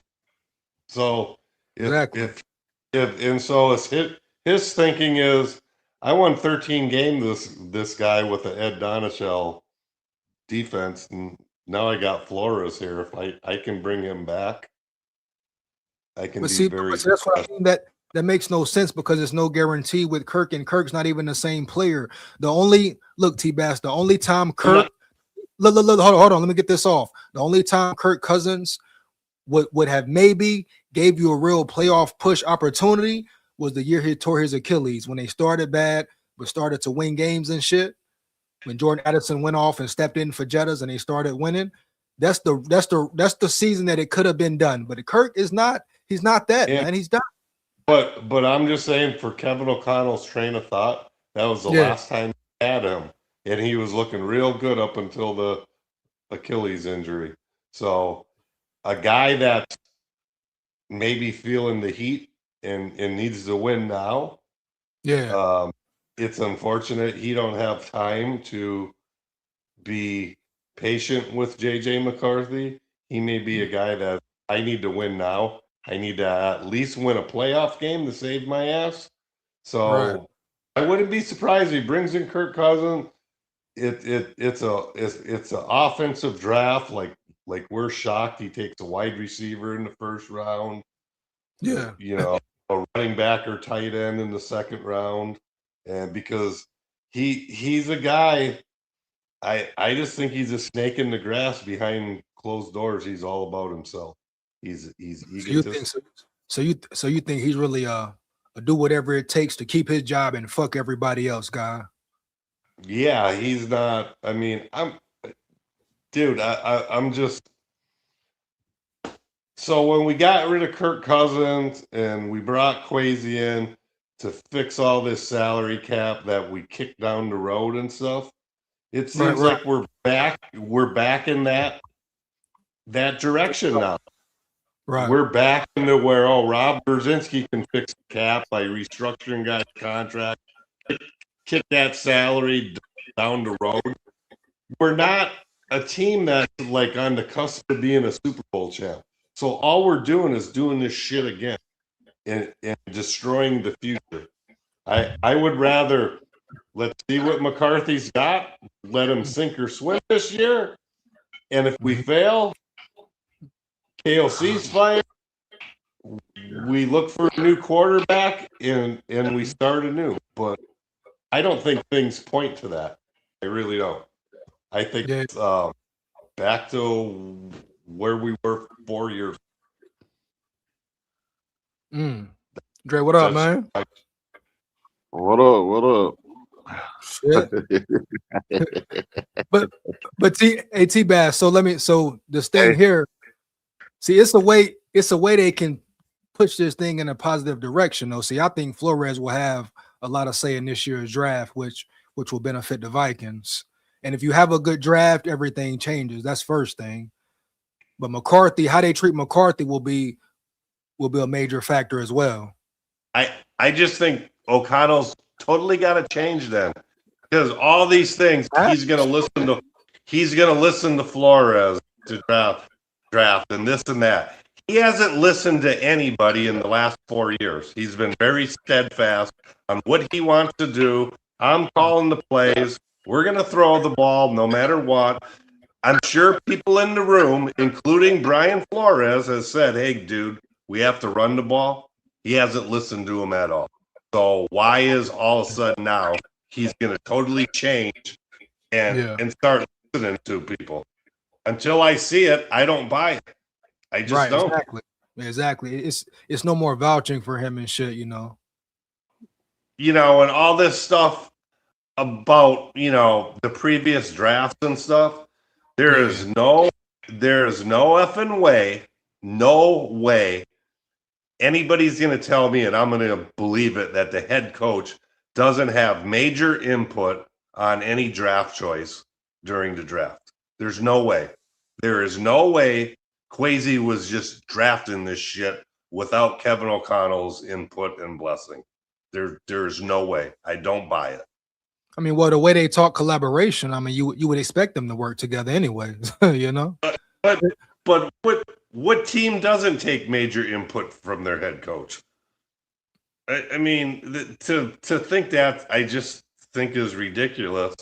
And it depends on the team, though, you know? I mean, some GMs are that arrogant. Like, I'm sure Ron Poles, he did it his way, period. It was no talking to Poles or saying, hey, Poles, back up. No, he came in there, tore it down, and built that shit up like he wanted. So it depends on the guy. I still think, you know, a good GM, you know, is you go to your head coach, you go to your head defensive guy, your head offensive guy, right, and ask them, what do you need to be successful? I need this. Then you go tell your scouts, this is what we're looking for. And then the scouts come back and say, these are the guys. Then you bring those guys back before the draft and tell, okay, you wanted this. This is where we're at. We found this guy, and they're ranked here. Yeah. Y'all going to sign off on that? And I guarantee it. I mean, I highly doubt any GM just makes any decisions without talking to their head coach. And what do you need to be successful? And if they don't do that, they're not GM long. That's just, I just don't buy into it that Kwesi was making all the decisions on these drafts. There's no way. Yeah, it's crazy. How you feel about it, Dre? What's up, man? You sleep over there, dog? No, I'm just letting y'all go. You know, I'm just, hey, I'm KOC now.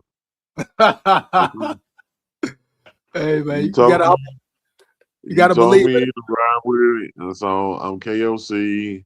I'm defending my coach. I'm glad you are. Hey, don't be too much. I want this son of a bitch gone so bad. I mean, but I don't have confidence he's going to change. Right. He's not at all. Everybody's saying, yo, they brought this guy in. Oh, let me ask you a question. T-Bass, so you and Dre say you don't feel like he should feel like he will change. So first game of the season, y'all telling me he just gonna go out there and throw the ball like crazy? Yes. It's gonna be the same. You telling me OTAs, training camp, preseason, KOC is gonna be the same KOC going into the season, homie? Yeah, I don't see where any indication he's going to change. He's going to be throwing the ball on 3rd and 1 and all that other bullshit. He's not going to be adjusting during the game. He's horseshit at in-game adjustments, and he gets out-coached every game when it comes to adjusting during the game. He cannot do it. He just sticks with it. T-Bag. Man, that's my coach. Don't talk about my coach like that. That's my coach. Oh, I'm sorry, buddy. That's crazy. He told me, SKOL told me to put my hard head on and just roll with it because we ain't got no choice. So that's my coach. Hey, you gotta roll with him, man. We don't. We gotta see how it turn out. Hey, T-Bass, how long you been a Vikings fan, man? All my life, I'm 59. I remember three of their Super Bowls, watching it as a kid. Dang, Yeah, well, I remember two really well. I have some memories of the Miami one, but yeah, so I've been with them all through the 70s. dang, Seen those purple people here. wow. You know, my favorite So, players, so, Chuck. so what you Sure most tired thing. of, man? What's that? Like, what are you most tired of? What bullshit are you most tired of that's going on in Minneapolis, man, for all these years? Um, the business model and how too many fans are just comfortable with that mantle. We're the winningest team in the NFL without a Super Bowl. Hold on, say it one more And time. T-Bass. You gotta say that again, T-Bass. One more time, dog. I'm just really tired of the business model the Vikings have and fans that accept it. We're the winningest team in the NFL without a Super Bowl, and that's perfectly acceptable. Damn, dog. It pisses me off.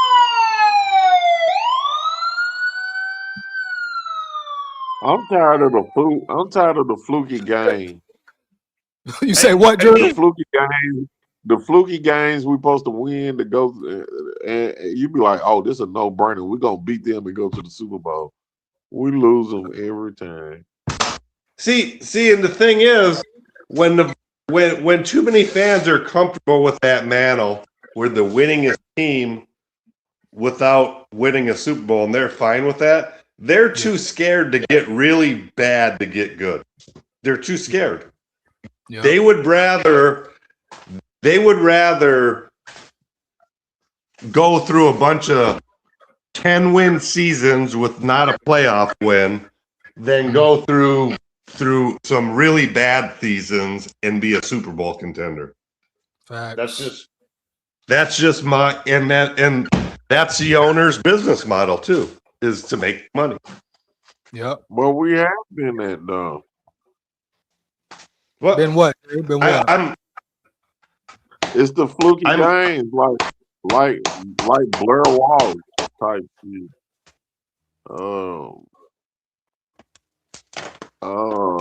Gary Anderson missing a field goal against Atlanta. That's on the punk ass kickers though. Them punk ass kickers, dog. Yeah, but it's still fluky plays though. I mean, damn, Blair Walsh. Yeah. But let's look at that 98 game. Okay, Gary Anderson missed the field goal. How about Robert Griffin on the drive that Atlanta tied it up? Dropped 2 interceptions that hit him right in the freaking numbers. What about that? What about the Vikings was blowing doors off of teams? They had Randy Moss as a rookie that no team ever seen before, and they get the ball back at the end of the game with over 1 minute and timeout, and they kneel on the fucking ball. What about that? What about Robert Smith running out of bounds instead of staying in bounds and keeping the clock running? It's not all just on Gary Anderson. What about the Vikings that entire year when they got up on a team, they never let off the gas.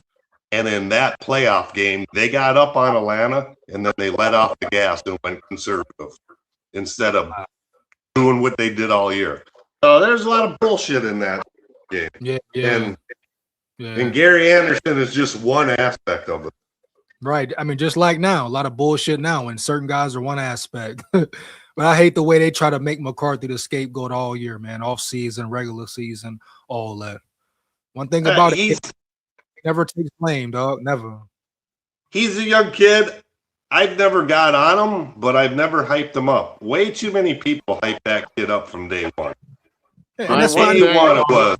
Vikings are going to instantly now win 2 Super Bowls. This kid's great. He's the best quarterback in the draft. I never bought into all that shit. He was basically kind of a reach at number 10. he was projected as a low first round, early second round pick. Right. And the Vikings took him at 10. So, you know, I never bought into all this, you know, practice stats. You know, in practice, he was 6 out of 8. Who gives a shit? It was practice. It just, you know, you just have to let's see what the kids got. Yeah, get a man a chance, man. For real. Get a man a chance, bro. But you know, me being a Chicago Cub fan, I seen this when the Cubs were in the 80s and stuff until they got new ownership. And they brought in Theo Epstein. And the first thing Theo Epstein said, he said, fans, you're going to have to stay patient with me. We're going to get really bad to get really good. And 4 years later, the Cubs won a World Series first time in 109 years. But, you know, Viking fans don't want that. They don't want it. They all like destroyed me when I said, this team is nowhere near being a Super Bowl contender. Trade Justin Jefferson before his contract and get a bunch of first-round picks for him. Oh, no, we can't win. Oh, we're not winning with him now. We're wasting $35 million a year that we could took that and built a team along with bringing in a new quarterback. But we just want our shiny toys. Yeah, I was never with trading Jettas, but I will say if you were gonna trade him, the time would have been then, not now. But back then, we're stuck with that. Yeah. That's what back then you could have got a lot for him, definitely. But right now, I'll never say trade him, but back then would have made the most sense. But now you got to keep him, bro. And now he might leave a year ago. So as a Viking fan, Tally, what a lot of Viking fans said, you can't trade him. You can't win without Justin Jefferson. You can't win without him. You know, you're a terrible fan. So if Justin Jefferson ever comes out and says, I want to trade, should all those fans instantly hate that guy because he's walking out on a team that needs him to win and they paid him, but he's saying, fuck it, I want out. Should he be hated then? Because it's the same mentality. No, at this point, you can hate him. I mean, if the Vikings come with the same bullshit next year, I mean, you can't hate him for requesting a trade. I mean, the man's ultimate goal is to win, so you can't hate him for wanting to win. But the theory is the Vikings can't win without him.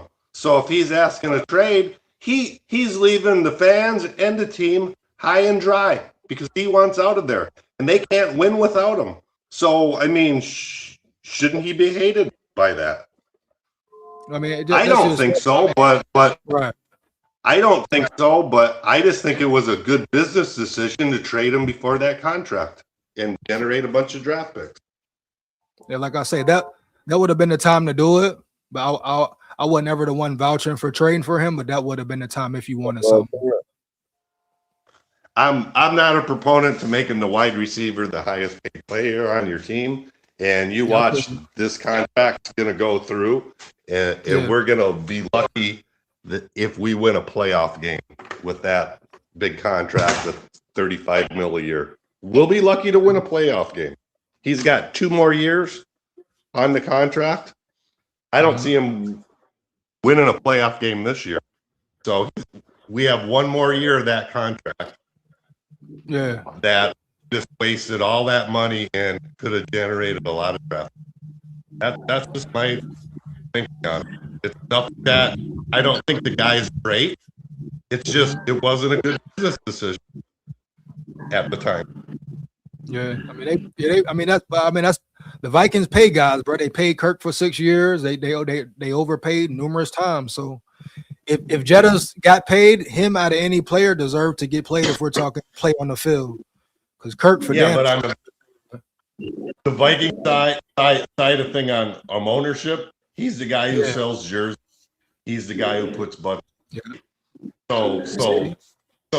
So he was untouchable. They didn't care about it. Was a good move to build future and possibly win a playoff game. It's sign that game, guy, make the fans happy, keep butts in the seats. So once again, the will showing what matters to him most, money instead of winning. And once again, fans being comfortable with we're the winningest team without a Super Bowl. Let's keep the best receiver in the game, pay him a bunch of money, even though it's not going to do shit for us in the long run. I mean, that's the reason. Fans are too scared to get bad to get good. Yeah, I feel you on that. I feel you on that. Hey, but hey, man, but I'm appreciate y'all coming up. Any last words? I'm gonna finish up the live, bro. Nope, take it easy, guys. All right, T-Bass. I'll holler at you, man. Hey, this the Daniel. Next time, tell Daniel next time I get hit the link. Bet. All right, Dre. I'll holler at you, bro. Hit the link. All right, bro. Shout out Dre and T-Bass coming up, bro. Yeah, man. Some good talk. T-Bass say he been watching since the 70s, dog. I know he fed the hell up, bro. Heavy,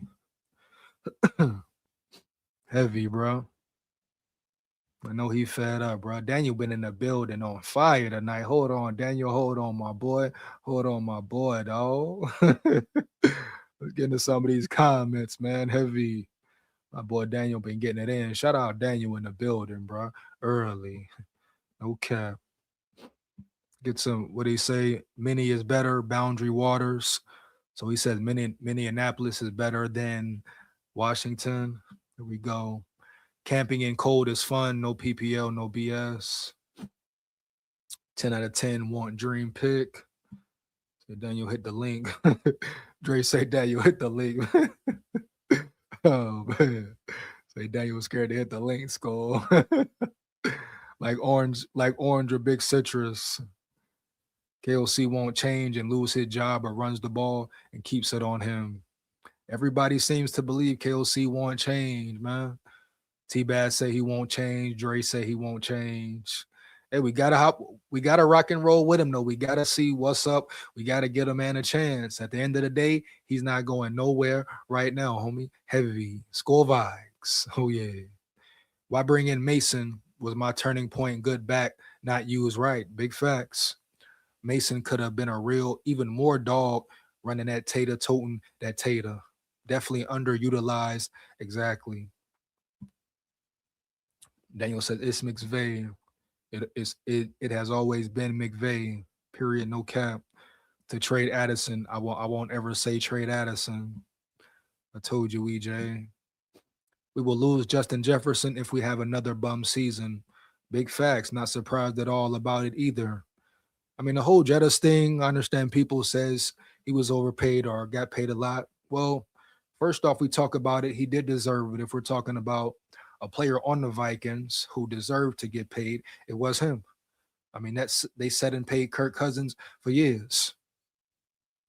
You know, they should have been subtracting Kirk Cousins money or getting rid of Cousins to pay Jettas. But if we're talking about field on the play at the time, oh, Jettas deserved every piece of the bread, every piece of the pie he got.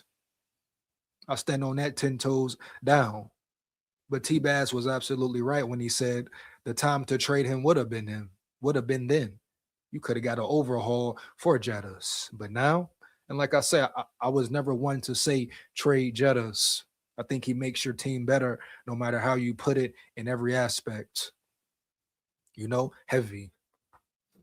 So you will never hear me say trade Jettas. Think he's a great teammate, good dude on and off the field, hard worker, the best to do it. One of the best in the business. If you ain't going to say he number one, then you got to say he top 3. No matter how it goes, I think he's number 1. The man put up 1,000 yards in a piss poor offense. Now you tell me how many receivers could have played for Minnesota and still put up 1,000 the way this offense was ran. So you're absolutely correct, Daniel. Jettas will leave or request a trade if the Vikings come with that same piss poor bullshit. Period. Hands down, man down. So they better get their act together. But now, no, man, you don't trade Jettas for what? The time to trade him would have been then. Huh? Heavy. The years he was really going crazy early. Kirk is wrong move, but he puts up stats, but never a playoff game. Aren't we tired of stats and never a playoff game? What did T-Bass just say? Fans have been cool with being the most, having the most Super Bowl appearances and never winning and shit like that. So that's the same situation right there. Same idea, mental of thinking. Kirk is wrong move, but he puts up stats, but never a playoff game. So if he's the wrong move, I don't give a damn about the stats he puts up. Why bring him in? We just talked about it damn near right there. Me and T-Bass just talked about it, bro. He said fans are cool with not winning a Super Bowl, but being in the most Super Bowls. How fucked up does that sound, bro, as a fan base? That's why I always say, I see why the Vikings haven't won a damn Super Bowl. Look at the mentality for years. T-Bass is 59, different generation in all this. He's been watching since the damn 70s, dog. No cap. You think he hasn't seen these cycles go in, cycles go out, dealing with the same bullshit, homie, year in, year out, having hope, then losing faith, then doing it all over again, year after year after year, bro. He's been seeing it for what, 20, 30 plus years. So he know what's going on for real, dog. No cap. I mean, Dre been seeing it too. And we see it now. It's been going on for years, decades, dog. The same cycle, the same situation. Eventually, you got to sit back and ask yourself, damn, what's the problem for real? What's going on around here for real? And ain't nobody got a problem with it. Everybody cool with it, not winning, being a one and done playoff team. Like what? What is it all for? Did the Vikings sign a fucking contract where they can't where they can't be a Super Bowl team, or they can't win the Super Bowl with something going on behind the damn scenes, bro? You hear me? Heavy. Oh, I must know. I must know. And I promise you, dog. I promise you right now, huh? I'll stop watching Vikings football for life. Oh, it'll be tough. It'll be difficult, but guess what? Fuck, I'm gonna watch something for this rigged and scripted and all that. Heavy. Nobody got time for that shit. People putting hours in, watching the game, watching their team play, and you telling me it's scripted, it's rigged, it's in the contract, huh? You shitting me, boy. Heavy.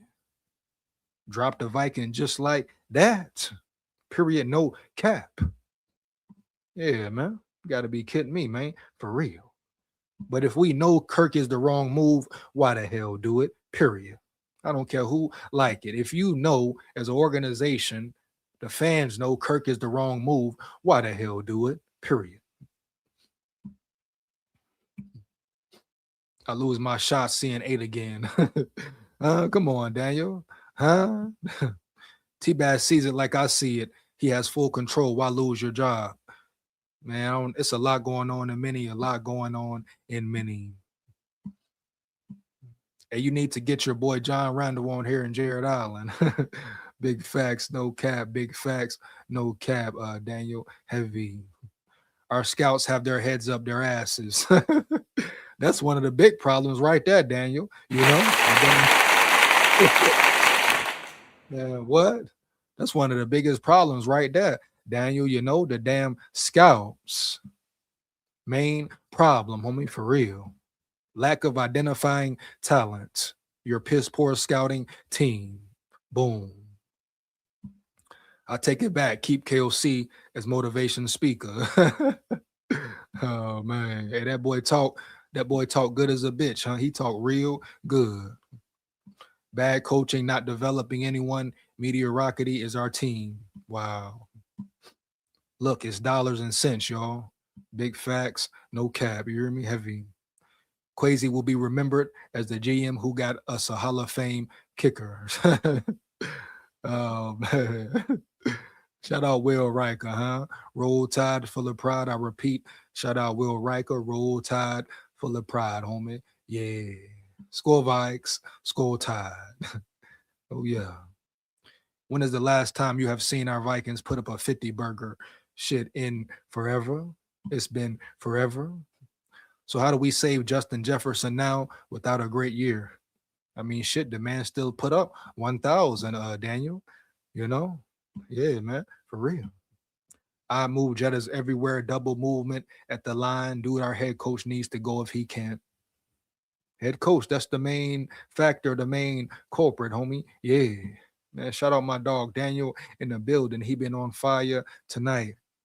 I'm gonna finish up this article and roll out on 20 with the top back. Oh man, shout out Ludacris, man. Oh man. Dude put me on Luda. Bro, he put me on Luda earlier, man. That boy Luda had some bars, though. I ain't even gonna cap. I ain't gonna lie, you know. Yeah. Love was one of the most dynamic, exciting playmakers in college football last season. The game-breaking running back led the nation in rushing yards and touchdowns each of the past 2 seasons. Love finished third in Heisman voting in 25 after rushing for 1,372 yards on 6.9 yards per carry, along with 18 touchdowns. He also caught 27 passes for 280 yards and 3 touchdowns. As the top back in the country, Love has been a projected top 10 pick in plenty of mocks. However, there are still some draft analysts who doubt whether the teams at the top will pick Love, considering the amount of needs those teams currently have. And we talking about needs, homie. The Vikings have a lot of needs, and running back really is not one of them. I mean, some may beg to differ, but I don't think it really is.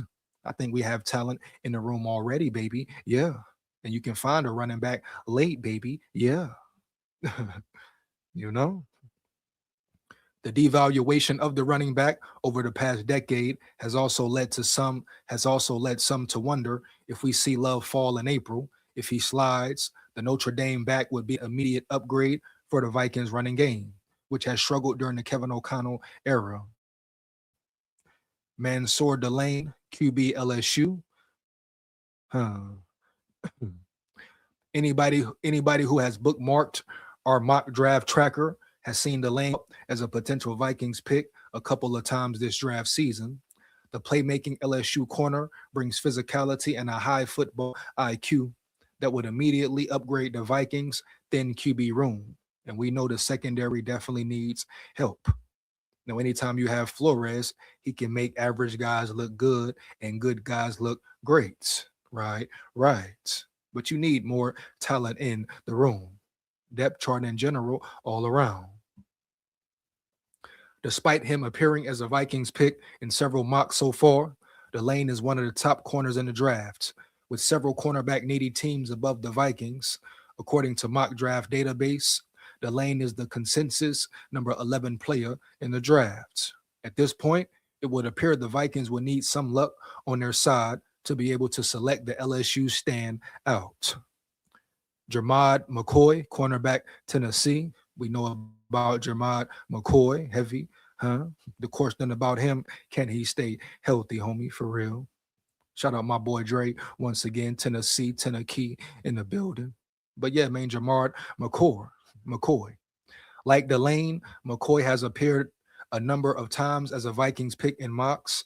Mock Draft Database has the Tennessee corner as the consensus number 14 player in the NFL draft. So his potential availability at number 18 appears a little more likely than Delane at this point. McCoy grabbed 4 interceptions in 2024. He, however, missed the 2025 season after suffering an ACL injury in January. Now, that's a big question for him. How will he bounce back and rebound from that injury round yonder? You know, prayers up to him, definitely, homie. But the ACL injury is a major injury. Can he stay healthy? Will he be the same? Despite that, he remains a top pick at the position due to his versatility and quick processing ability per scouts that he displayed during his 2 years at Tennessee and Oregon State. His 89.6 PFF coverage grade was 9th among all corners in 2024. Caleb Downs, safety, Ohio State. We would love to have him, right? The Vikings will have to trade up to get him, period. He's not falling down that far. Point blank, period, bottom line. Look, the likelihood of Downs dropping to 18 is slim to none. Yeah, right. The Ohio State safety is considered a top 5 overall player in his draft. As such, he's been picked no lower than 10th in most mocks. Downs is seen as a generational talent at the position, one that would be an absolutely ideal replacement for Harrison Smith. We know Harrison Smith on his leg is on his last leg. He can still play, but he is on his last leg. He is no longer, should no longer be a starter in the NFL. No disrespect to him, right? I'm just talking real facts around yonder, no cap.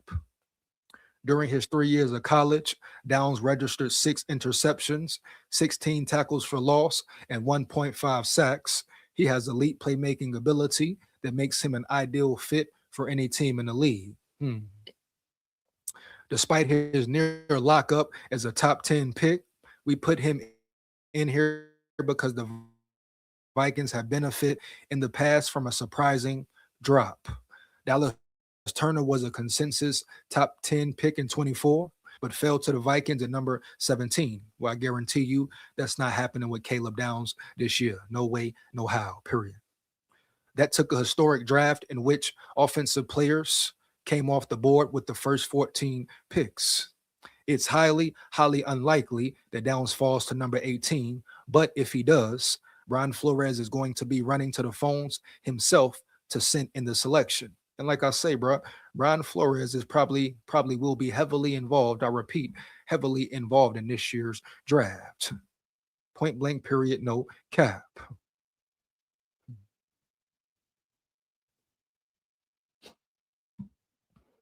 He says, Luda is my man. Met him in person. Yeah, Daniel, man. Dude, I know got Luda in his top 5. So he put me on Luda a little bit, some of Luda old music, man. Hey, Luda had them bars, man, for real, no cap. Really ludicrous. If you listen to his albums, Daniel, he was really one of the first ones to put them skits in there around yonder, right? The whole skit play, the whole verbal word play and all that with the skits and the albums and everything. Yeah, Luda might have been one of the first to ever do it as far as skits go as a whole. But yeah, bro, Luda definitely had some bars. Yeah, but dude had Ludacris in his top 5 of all time. I was like, damn, that's pretty interesting, man, for real. So I had to go check him out a little more. Yeah, but some of his first albums definitely dope. No cap. Yeah. Let's go, EJ. Are the Vikings cooked for 26? Tech in the building. My boy Tech in the building, man. Super late, but my boy arrived. Yeah, man. Shout out Tech in the building, man, for real. You hear me? No cap. Are the Vikings cooked? No, they ain't cooked yet, Tech. They ain't cooked just yet. They got a long way to go.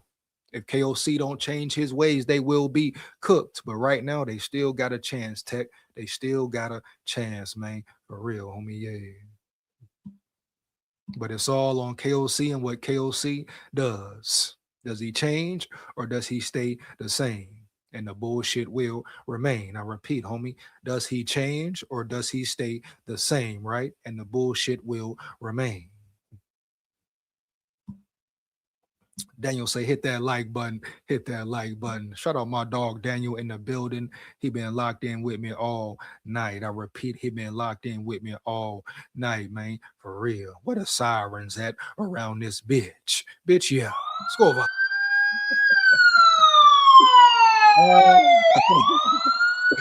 Come on, man.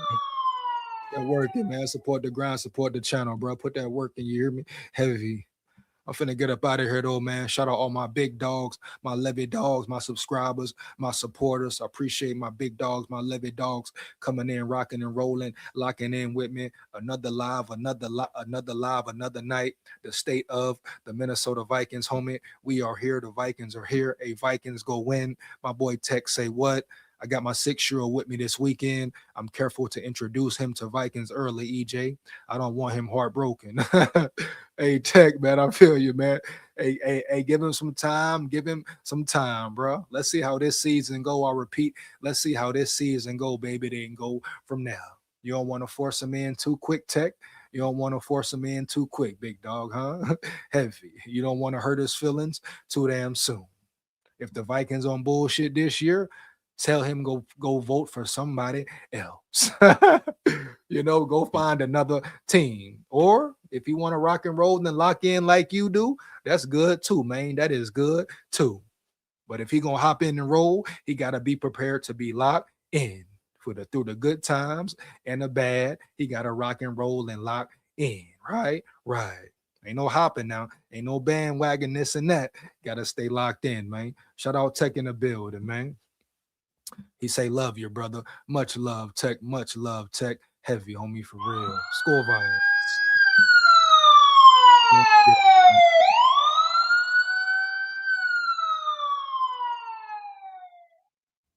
My dog Tech in the building, bro. Much love, homie. No cap. Finna get up out of here, y'all. I'll holler at y'all next time. Make sure you come rock and roll with me, lock in with me tomorrow doing the Bama Live. Might do a Vikings Live as well. We shall see. But anyhow, anywho, anyway, come lock in with me, bro. You already know what it is. Big SKOL here. SKOL Vikes. Win, lose, or draw. Forever, man. We come to win. You know what it is. SKOL Vikes. And guess what? We run the North. Yeah. Believe that.